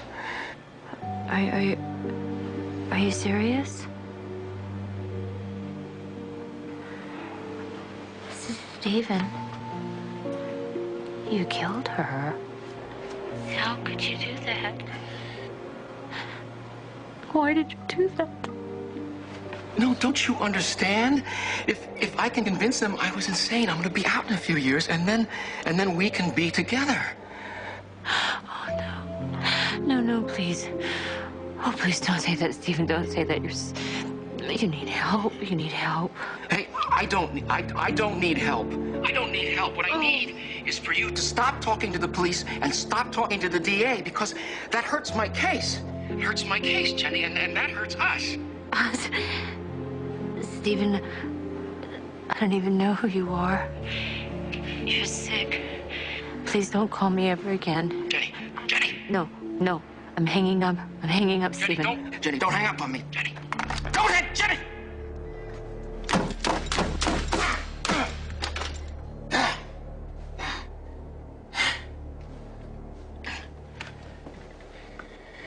He said that he did try. No, he didn't. You refused it. Hey, John, how are you? Not true. Well, I mean, they would have. We're all praying for you, Stephen. The whole church. People must be in a state of shock. It's putting it mildly. I keep asking myself, how could I have done this? How could I have let God down so utterly? Temptations of the flesh. What? What are you talking about? Jenny Moran. Jenny Moran? You mean people believe her? Are you saying that there was no affair? She was going through a terrible divorce. And she came to me as her deacon for solace and comfort. And? And ultimately, she wanted it to be more. I didn't. And why is she saying these things? What possible motive? I don't know. You tell me. To punish me for rejecting her advances? Seems to me she's only hurting herself. Oh, no, I know it doesn't make any sense. But then again, after what I did, who's to say what's rational behavior?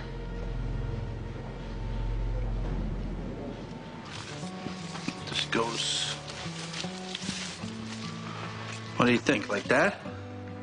I guess. Then again, maybe not.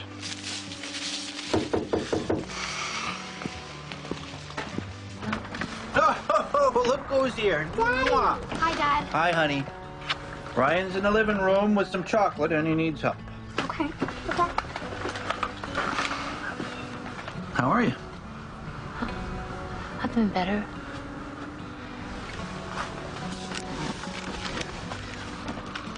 When the case goes to trial, I'm going to have to testify. I know, I read the paper. I can't be a very good mother right now, and I was wondering if... Could you watch Ellie and Cooper for me for a while? Of course. Thanks.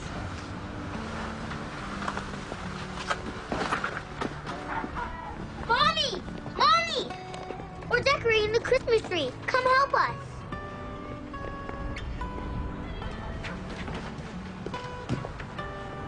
Come on in.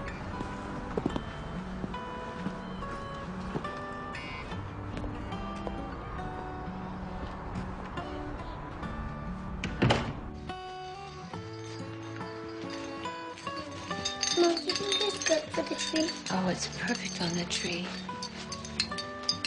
Yeah, well then it's better than the basement tree.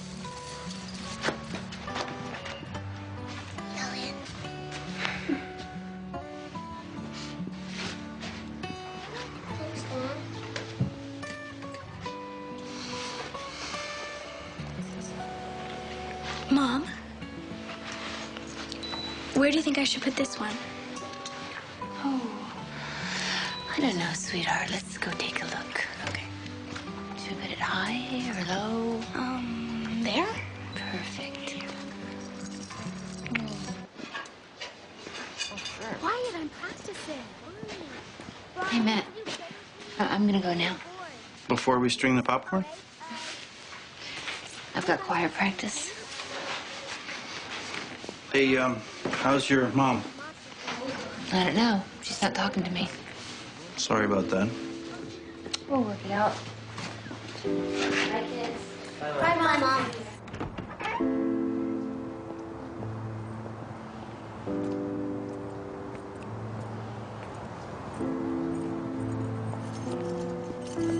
Jenny. It's Christmas. The kids should be with their mother, so why don't you stay until after the holiday? How can you say that? How can you even think of taking me back? I didn't say anything about taking you back. I'm offering you a place to stay for the sake of the kids.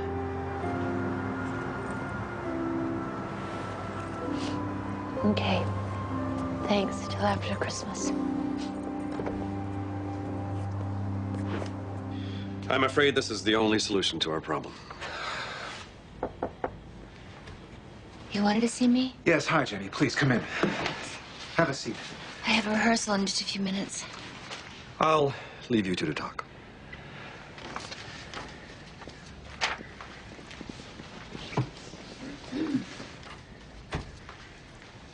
Look, Jenny, this is a very difficult time in the church.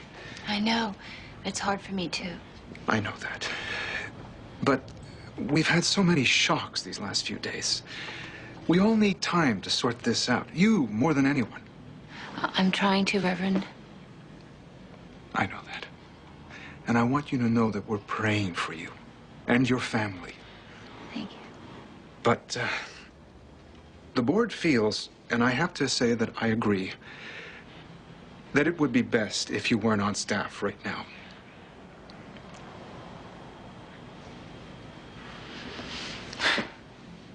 I understand. I'll take a leave of absence. Actually, it would be helpful to the church if you'd signed this.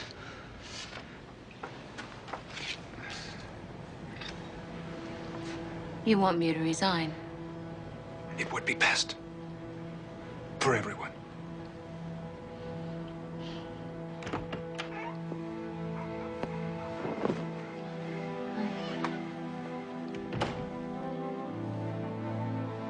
Hey.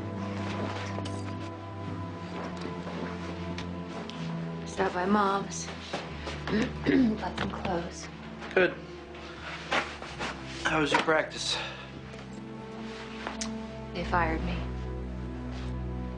What? You were baptized in that place. Aaron Patmore was behind it. Here, you go on to bed. I'll do this stuff. No, I'm gonna sleep here. Matt. Oh, really? You take the room. You'll sleep better up there.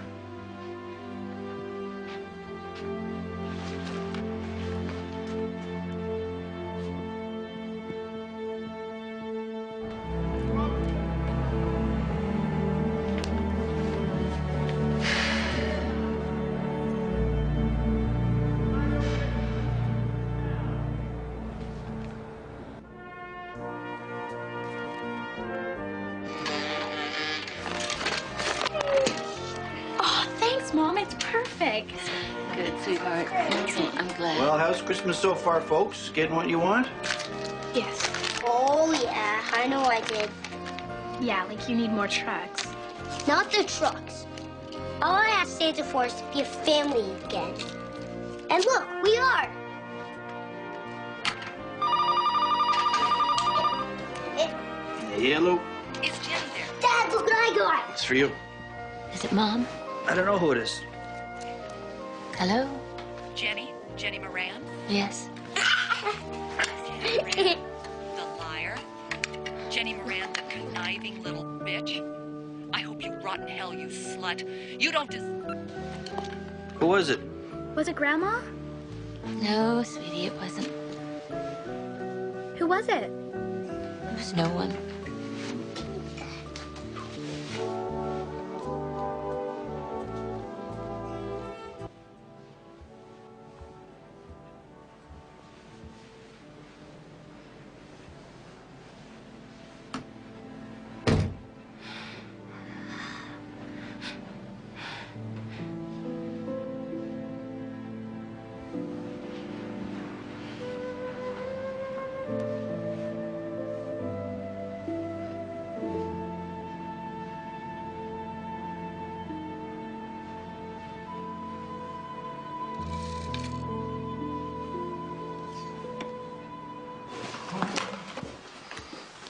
Careful, buddy, that's heavy. I can handle it.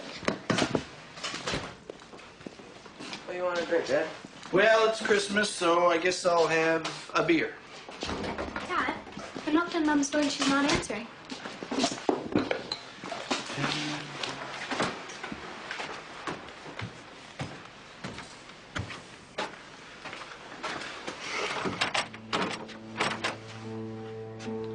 Jenny? Jenny?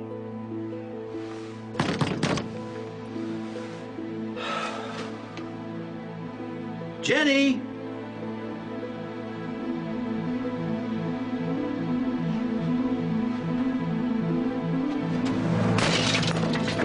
Jenny? Jenny? Jenny?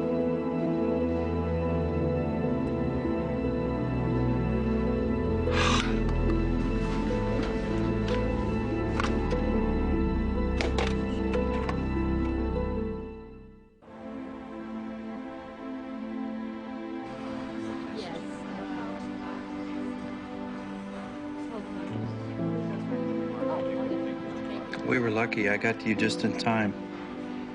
That was a really stupid thing to do, you know that? I know what you're going through. I know that it's unbearable. But for God's sake, you gotta think about the kids. Think about what it would do to them to lose you.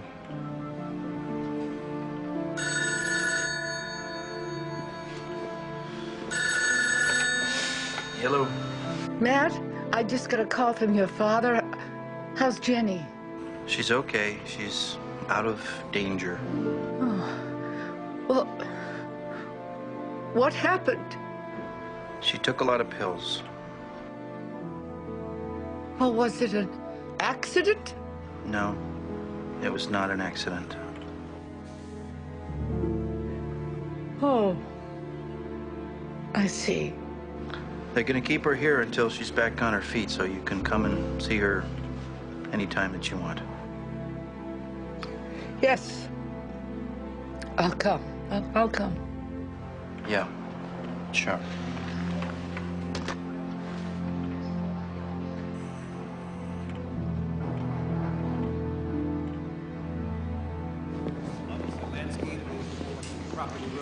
Hey, Henry. How's my favorite guard today? I got you that book you wanted. Encyclopedia on Psychiatric Disorders. That is great, Henry. Thank you very much. Yeah, right from the state facility. I had him send it over. Oh, great. Maybe this will help me understand the demon in me. What? Hey, there's no demon in you. No? And how did I let things get so out of control? Look, I'm not condoning what you did, all right? But when it comes to women, you can't blame a guy for losing his head sometimes. You know what I mean? You know what, Henry? You were wise beyond your years. Ryan won't talk to her at all anymore. And her mom. You can add me to that list. Why, what'd she ever do to you? She lied about you. I forgave her for that. How can you forgive her? Randy, when I saw her lying there in that bed, like she was dead already, I felt like I lost her forever. I wanted to die myself. Man, you still love her.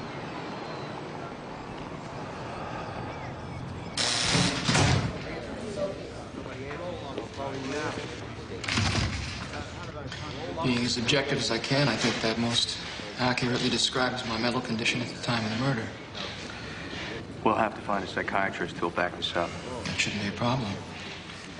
But even if we do, Jenny Moran's testimony as to motive will still be our biggest legal challenge. But she's lying. Well, that's what I'll argue in court. But I still have to convince a jury. Jury will see the truth. Juries see what they want to see, Doctor. Mark, Jenny Moran will not be a credible witness.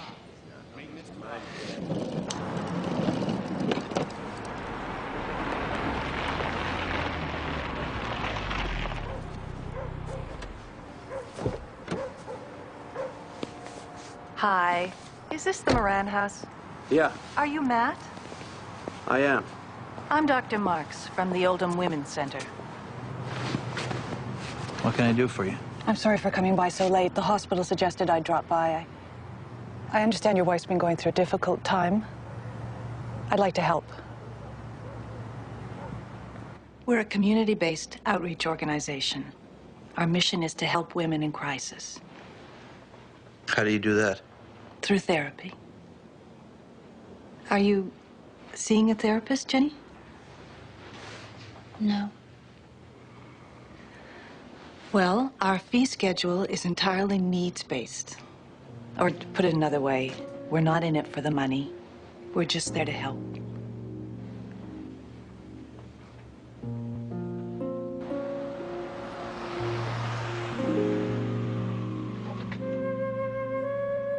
I find everything hard these days. Getting out of bed in the morning, getting dressed, eating. I'm afraid to answer the phone.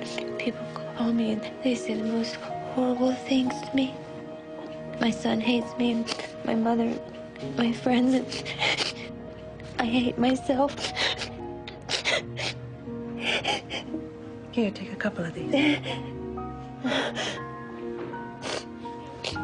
What is it? Something to help you relax.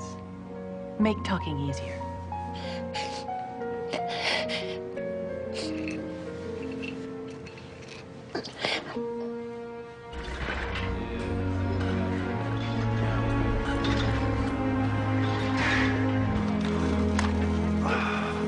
Excuse me.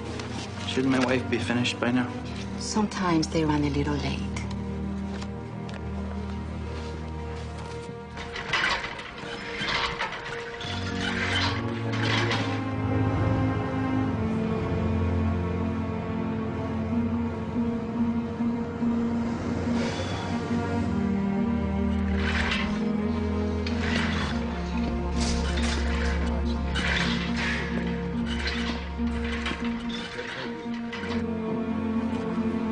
Lady of Mercy, that's the psychiatric hospital, right?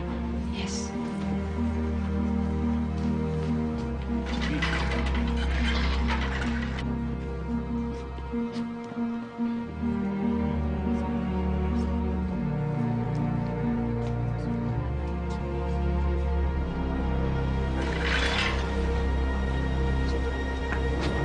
You can't go in there. Where's my wife? Mr. Moran, I'm going to have to ask you to leave. Where is my wife? She's resting. Mr. Moran, your wife is very sick. I'm admitting her to Lady of Mercy. The hell you are. I'm her doctor. No, you're not. Jenny, where is she? Mr. Moran. Jenny? Jenny! Will you come out of there, Mr. Moran? Jenny? What did you do to her? She's sedated. What for? I'm not qualified to judge what she needs, Mr. Moran. We're leaving. Mr. Moran! Bring her back here. She's my patient.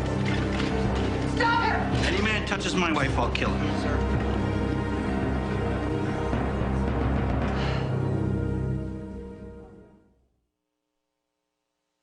I don't think you understand. It was like they had a prisoner in the place. I know all about that. So you're telling me there's nothing we can do? Look, I talked to Dr. Mark. She had a legal right to admit Jenny to Lady of Mercy. She was trying to get Jenny thrown into the nut house so that her testimony against Carol won't mean jack. Even if you're right, we can't prove that. It's all Carol. He manipulated Jenny, and now he's manipulating people from that church. And that's why we have to do everything we can to keep the son of a bitch behind bars. Will you excuse me?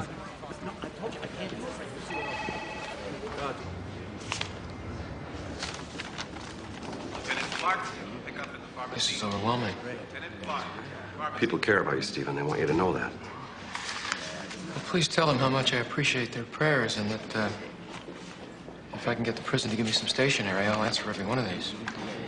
I certainly have the time. I'll talk to the warden. See that you get what you need. Thanks. You've been a good friend. Stephen, if there's anything you need, anything at all you have to do is ask. You know that. I know, thanks. No. Just... no. What is it? It's nothing, really. Stephen, we have known each other a very long time. Now, I know there's something you want. Just tell me what it is. No, I don't want to put you in an awkward position. Stephen, what is it? The members of a church are like a flock of geese flying in formation toward one goal. When a member of the flock falls out of formation, the rest of the flock doesn't keep flying. God's work is in jeopardy. They go back, find their fallen comrade, and work together to help him. Who is it? From whatever.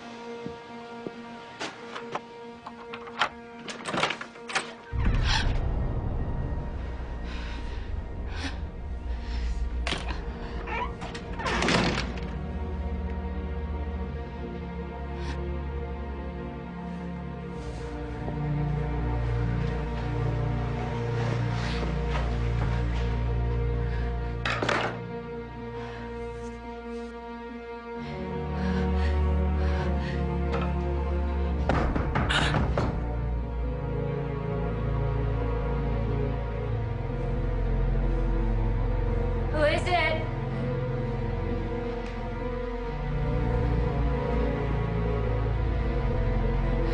What do you want? Jenny, it's me, Nora.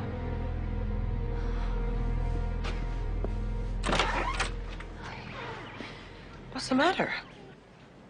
Who would do something like that? I don't know. There's a lot of sickos out there, let me tell you. I mean, I was at the supermarket the other day, and there was this guy there all strung out on drugs or something, I don't know. Anyway, he was standing in the frozen food section eating a TV dinner right out of the box. Frozen meat, frozen pudding, frozen, you know. Nora. Matt asked you to come by, didn't he? No, I wanted to. You haven't spoken to me in months. He called you, didn't he? Yeah. Well, it was really nice of you, but you don't owe me anything, so... Hey, maybe I was glad Matt called, okay? Maybe I was looking for a way to see you again. You could have seen me anytime you wanted to. Yeah, well, you could have come by to see me. Well, maybe I haven't felt very much like going out. Oh, come on, Jen. After you moved out and everything, it did not seem like you much wanted to see me. Because you were so angry, you didn't understand anything that I was trying to do. Busting up your family, accusing Matt of abusing you? No, I sure as hell didn't understand. Oh. How could you, huh? I mean... it was pretty horrible.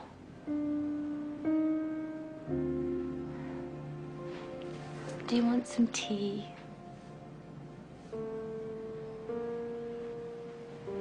Yes, I would like some tea. Gosh. Oh, brother. Hi. I was so deeply moved by your kind and encouraging words. My incarceration has forced me to confront my sins, and every day I feel myself moving closer to a reconciliation with Christ. Surely your prayers are helping me get there. God bless you.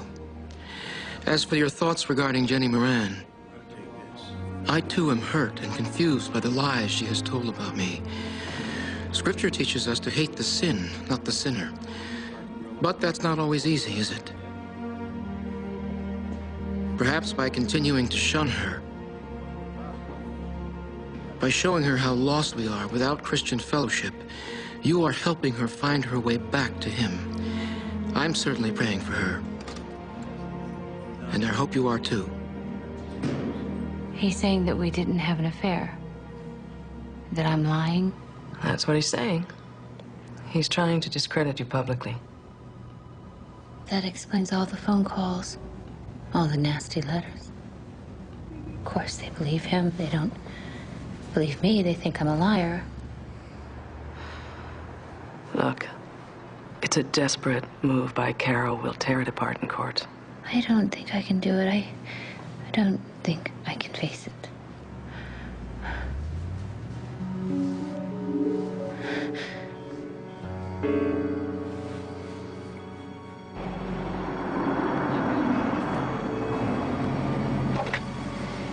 Get out.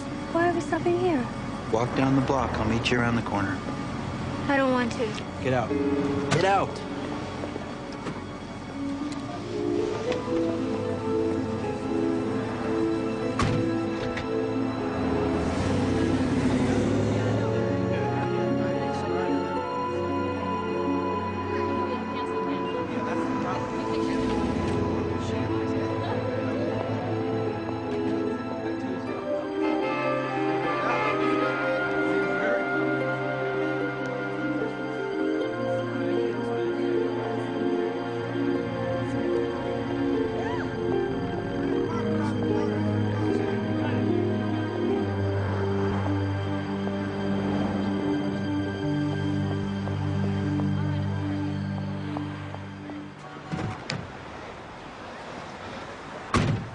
What was that all about? You just walked down Main Street, Oldham, where you grew up, where you lived your whole life. Anybody yell at you? Throw things? Try to run you off the road? Okay, Matt. I get it. Thanks. You know, there's Petmore and some of those people at your church who, out of some, I don't know, sick devotion to Carol, are trying to break you. But the rest of the world, it's over and done with. Why are you doing all this? I'm trying to help you. But why are you trying to help me, Matt? I mean, think about it. I left our home. I slept with another man. You shouldn't be trying to help me. You shouldn't be sitting here at the end of the block waiting for me. You should have just driven off and never looked back. Believe me, sometimes when I think about the things you did, that's exactly what I want to do. And sometimes I wish that you would. You being so nice. It can be much more painful than if you would just be honest. I am honest. No, you're not. You're acting like everything is just back the same, like everything is just back to normal. Everything can be the same if we want it to be. I don't want it to be. The problem with our marriage wasn't Steve and Matt. It was us. I don't believe that. I know. That's the problem. What was wrong with us? I liked us. Matt, we were in a rut. We were just living separate lives together. I can't be the little girl that you married anymore, Matt. I can't. So you don't want my help? Oh, not like this. Any help that I need has to come from inside me. Otherwise, it doesn't make any difference. All right. I'll get out of your way then.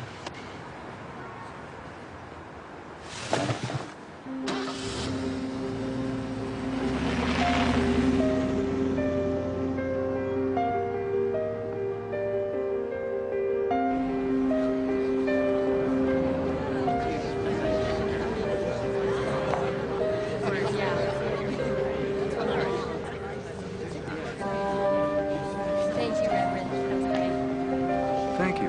I'm glad. How can I see? Mr. Patmore, I don't know who it is who calls me up to say vile things to me, or sends me hate mail, or sticks knives in my front door. But you do. And Stephen does. And I want you to give him a message from me. You tell him that he can spread all the lies about me that he wants, and you and everybody else in the church can choose to believe him. But he knows what the truth is, and I know, and God knows. And nothing that you or anybody else can do is going to stop me from telling it.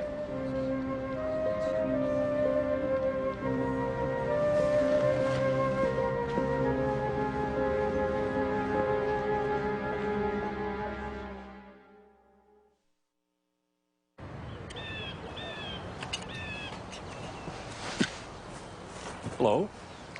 May I help you? Reverend Bell? That's me. Hi, I'm Jenny Moran. Yes? I was the organist at True Transcendence Community Church.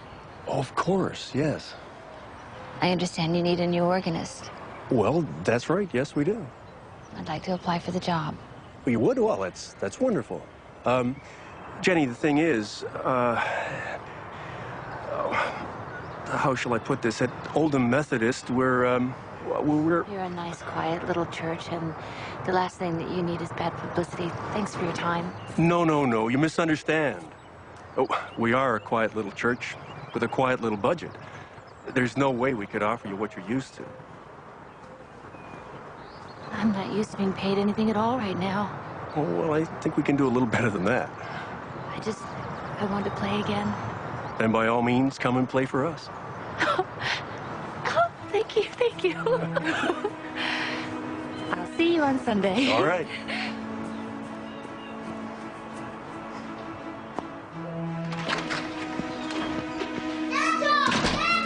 Hi, Dad. That smells good. Wow. Oh, you're hungry. Hello there, guys.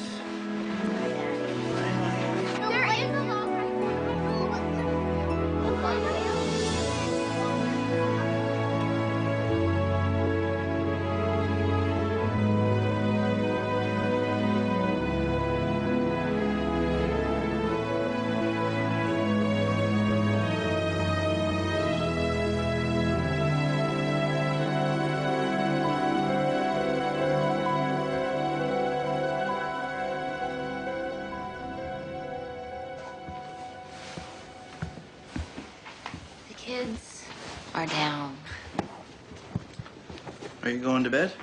Yeah, soon.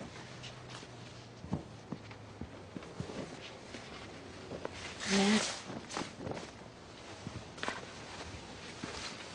I just want you to know I'm going to be leaving tomorrow. Leaving? Yeah. I'm really grateful to you for helping me get back on my feet. But I'm going to be okay now. Nora lent me a little money, and I found a job, and found a really sweet little apartment over on Bay Street. Oh, yeah? Anyway, you've been on the couch long enough. Your back must be killing you. Yeah, a bed would be nice. I'm gonna get a second job. I want to help out with the kids. I don't expect you to shoulder all the burden. And, of course, we'll work out a custody arrangement that works for both of us. I don't want you to go. What?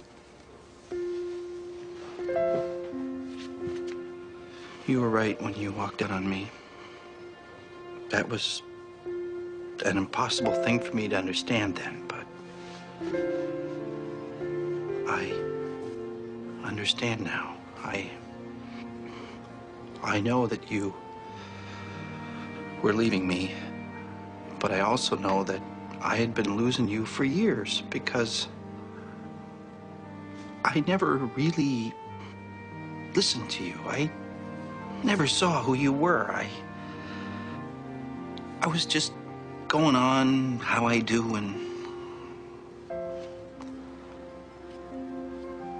but I do see you now. I hear you.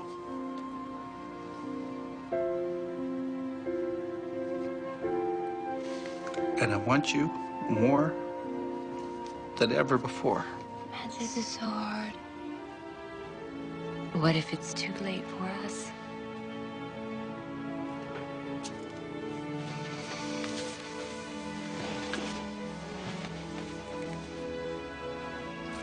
I think that we both deserve a second chance.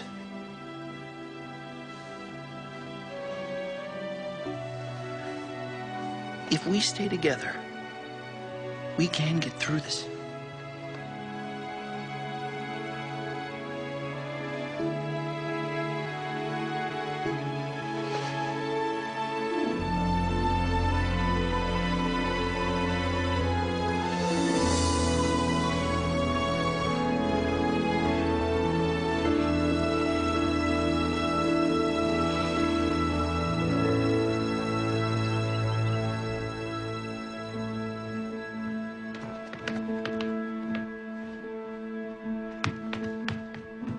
What is it?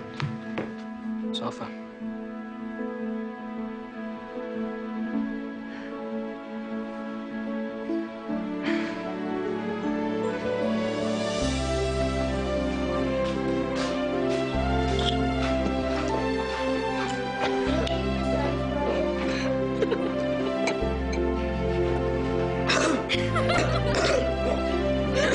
Excuse me.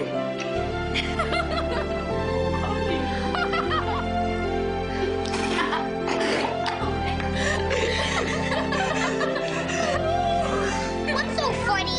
What's so funny? What is so funny?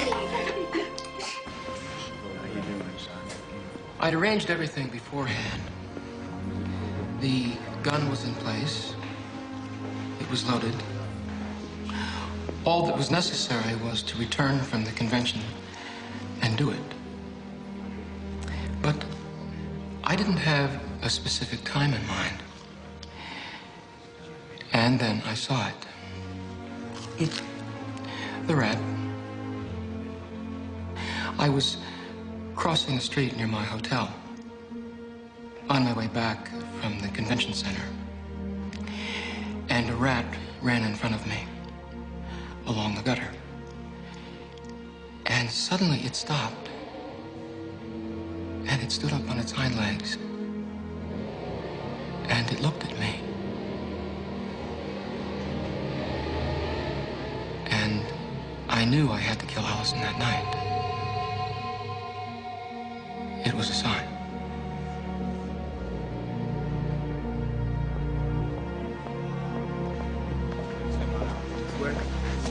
Well, Doctor? Well, you have an insanity defense, no question. And I will have no trouble testifying to that effect. You're not telling the truth, are you? Yes, I am. Okay. You threw yourself at Dr. Carroll, and he rejected you, and that's why you're turning on him now, isn't it? Come on, you gotta answer right away, or it's gonna look like you're lying. I'm trying to, Matt. You threw yourself at Dr. Carroll, and he rejected you, and that's why you're turning on him now, isn't it? Isn't it? Alexander can't do that. He can't badger me like that. The judge won't let him. Well, he's gonna try, and he's gonna land plenty of punches before anyone can stop him. Okay, well, I need a break.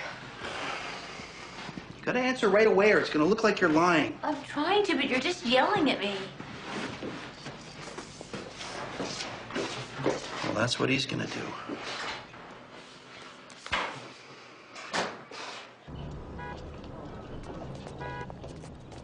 Although the defendant's attorney will try to convince you otherwise, this is a very simple case. Stephen Carroll killed his wife in cold blood in the bedroom they shared while she slept, unable to defend herself. He planned the murder carefully, and he knew exactly what he was doing when he did it. And how do we know what he did? He told the police in chilling detail. Defendant's attorney will try to convince you that this was the act of a desperate, psychologically disturbed man who is therefore not responsible for his actions. We will prove that this is a lie. The murder of Allison Carroll was the act of a fully rational man with the oldest and most banal of motives. He fell in love with another woman. He wanted to be with her, and his wife was in the way.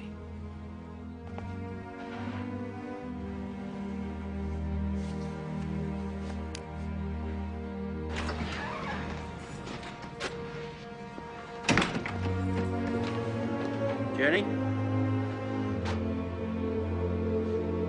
Jenny? Jenny?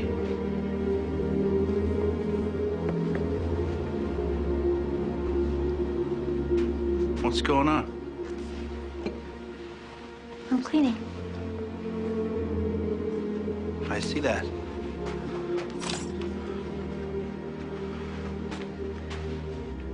What's wrong? I saw him. I saw him on TV. Who did you see? It was horrible. It was like he was looking right through me.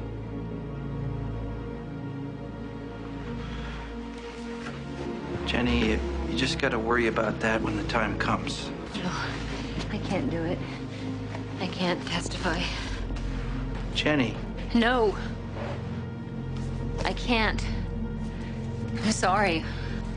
No.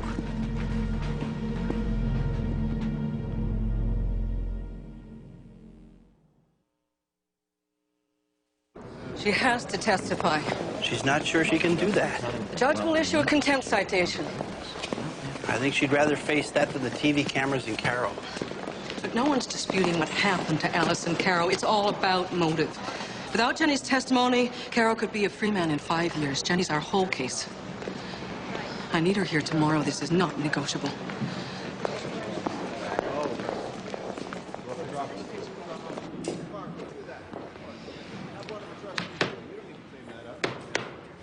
You have a visitor. Who is it? I don't know. Someone from your attorney's office. My attorney's office?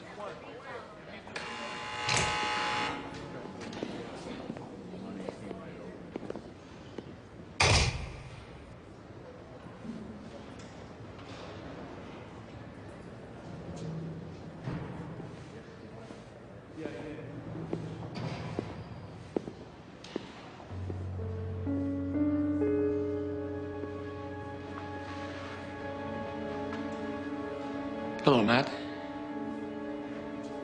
What can I do for you?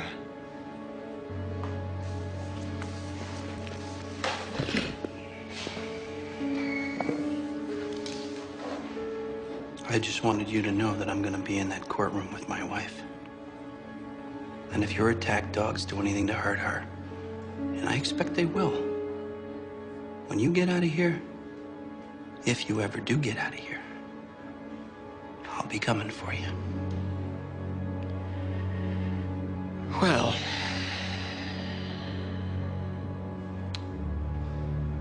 I wish you luck.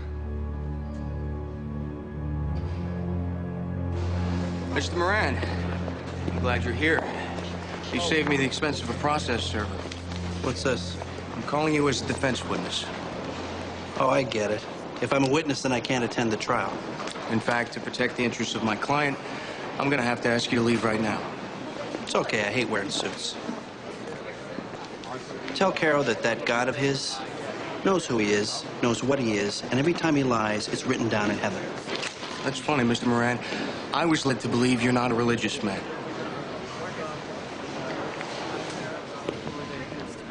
I was at the conference all day. At about 6 o'clock, I went back to the hotel.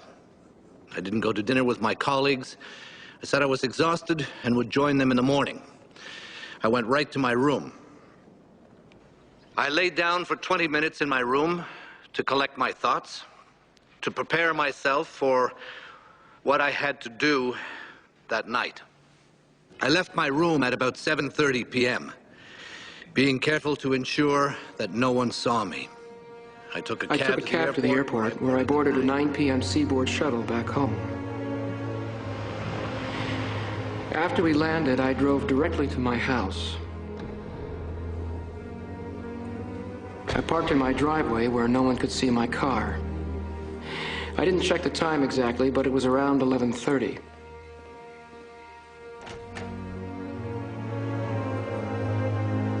Ellison was still awake when I came in. She was sitting by the fire writing Christmas cards. She was very surprised to see me. I told her the conference had adjourned early. We spoke briefly and went to bed around midnight. Allison took one of her sleeping pills and fell asleep right away. But I stayed awake, lying very still so as not to disturb her. As soon as I was certain she was asleep, around 1 a.m., I got up out of bed and walked out of our room.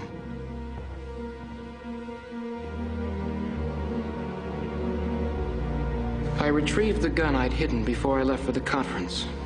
It was already loaded. I walked back into the bedroom, approaching Allison's side of the bed as quietly as I could, so as not to awaken her. I aimed for her head at close range. I wanted to put the bullet through her brain and kill her quickly.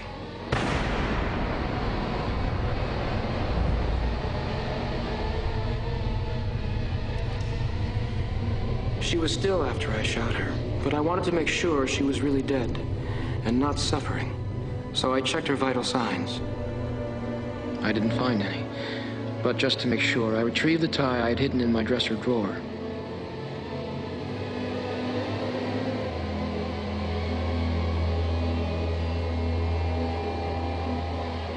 I secured it tightly around her neck, and I strangled her.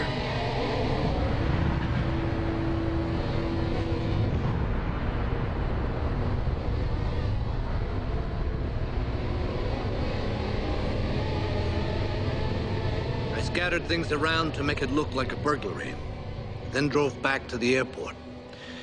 On the way there, I disposed of the gun, tossing it into the river as I crossed a bridge. At the airport, I parked my car in lot number 1 near Meridian Airlines.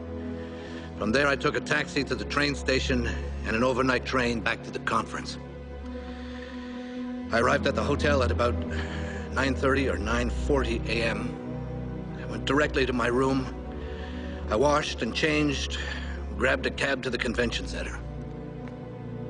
I sat through the morning meetings, and at 11:55 a.m., I called my office in Harrison Cove.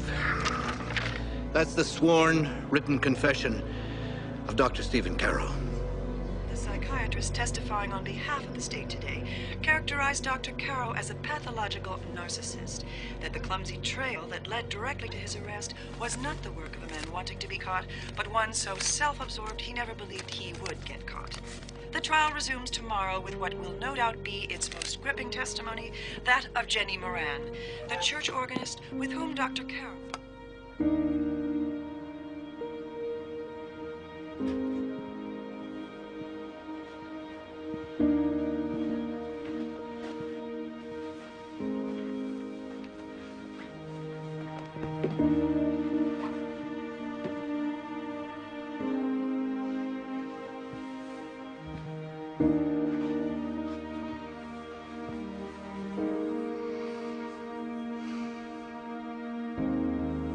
Jenny, whatever you decide to do tomorrow, I'll back you up all the way.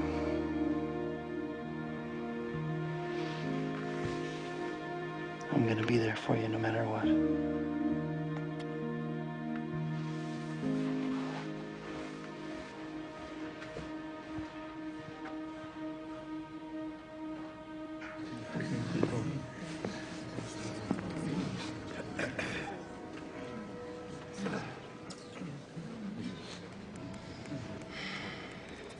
Miss Langston, since your scheduled witness has not appeared, I order you to move on to the next one. 5 more minutes, Your Honor. No, we waited long enough. But Your Honor, this is...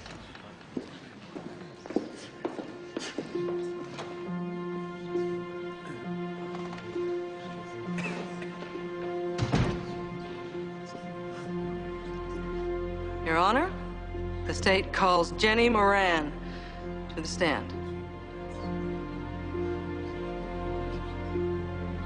When the defendant said he was going to leave his wife to be with you, did you believe him? Yes, Why did you believe him? because we were in love. We wanted to be together. The defendant said that he loved you? Yes, many times. Did he ever talk about something happening to his wife, something that would enable the two of you to be together? Yes. When was that? About a month before Mrs. Carroll was murdered. And what did he say? He said, to the best of my memory, that God willing, Allison's car would get in a crash or she would have an accident. God willing. Did he use those words? Yes. Dr. Carroll talked about God a lot.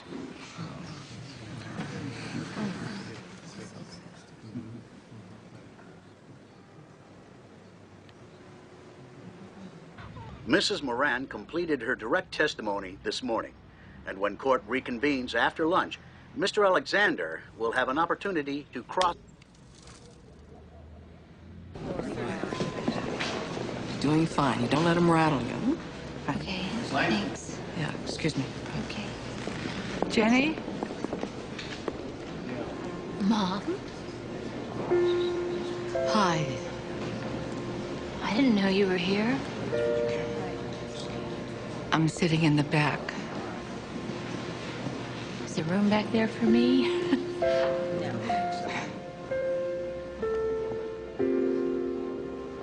How are you? Oh, okay. You and Matt, you're together again. Yeah. We've made some real changes. Oh, that's good, good. Why don't you come by for dinner, Mom? The kids would love to see you.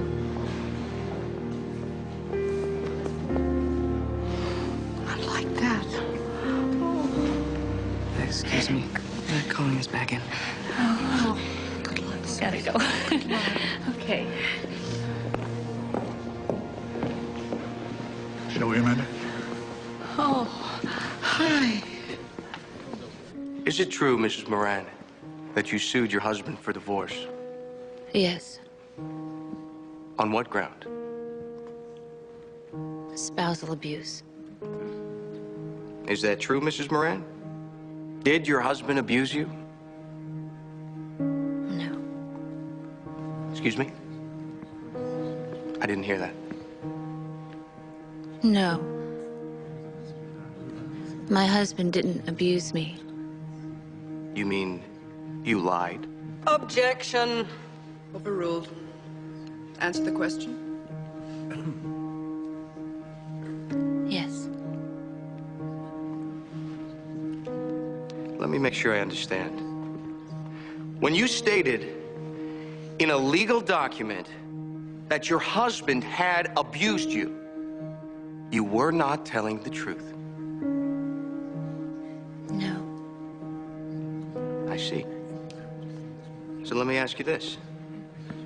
When you testified earlier that you and the defendant were in love and that he was going to leave his wife to be with you, were you lying then, too? Objection, Your Honor. Overruled. When you want something, you lie, don't you, Mrs. Moran? No. You were in love with Dr. Carroll, weren't you? Were you in love with Dr. Carroll, Mrs. Moran?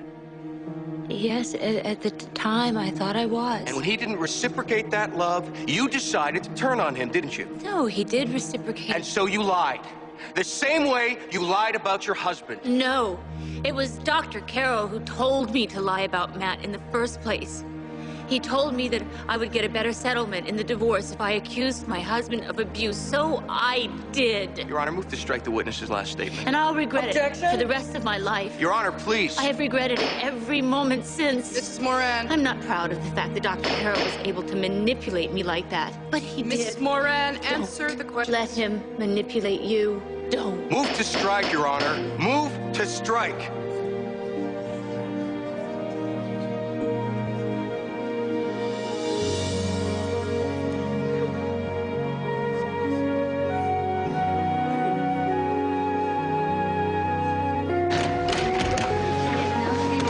Mr. Moran, after that startling testimony, you must feel relieved. Any comments?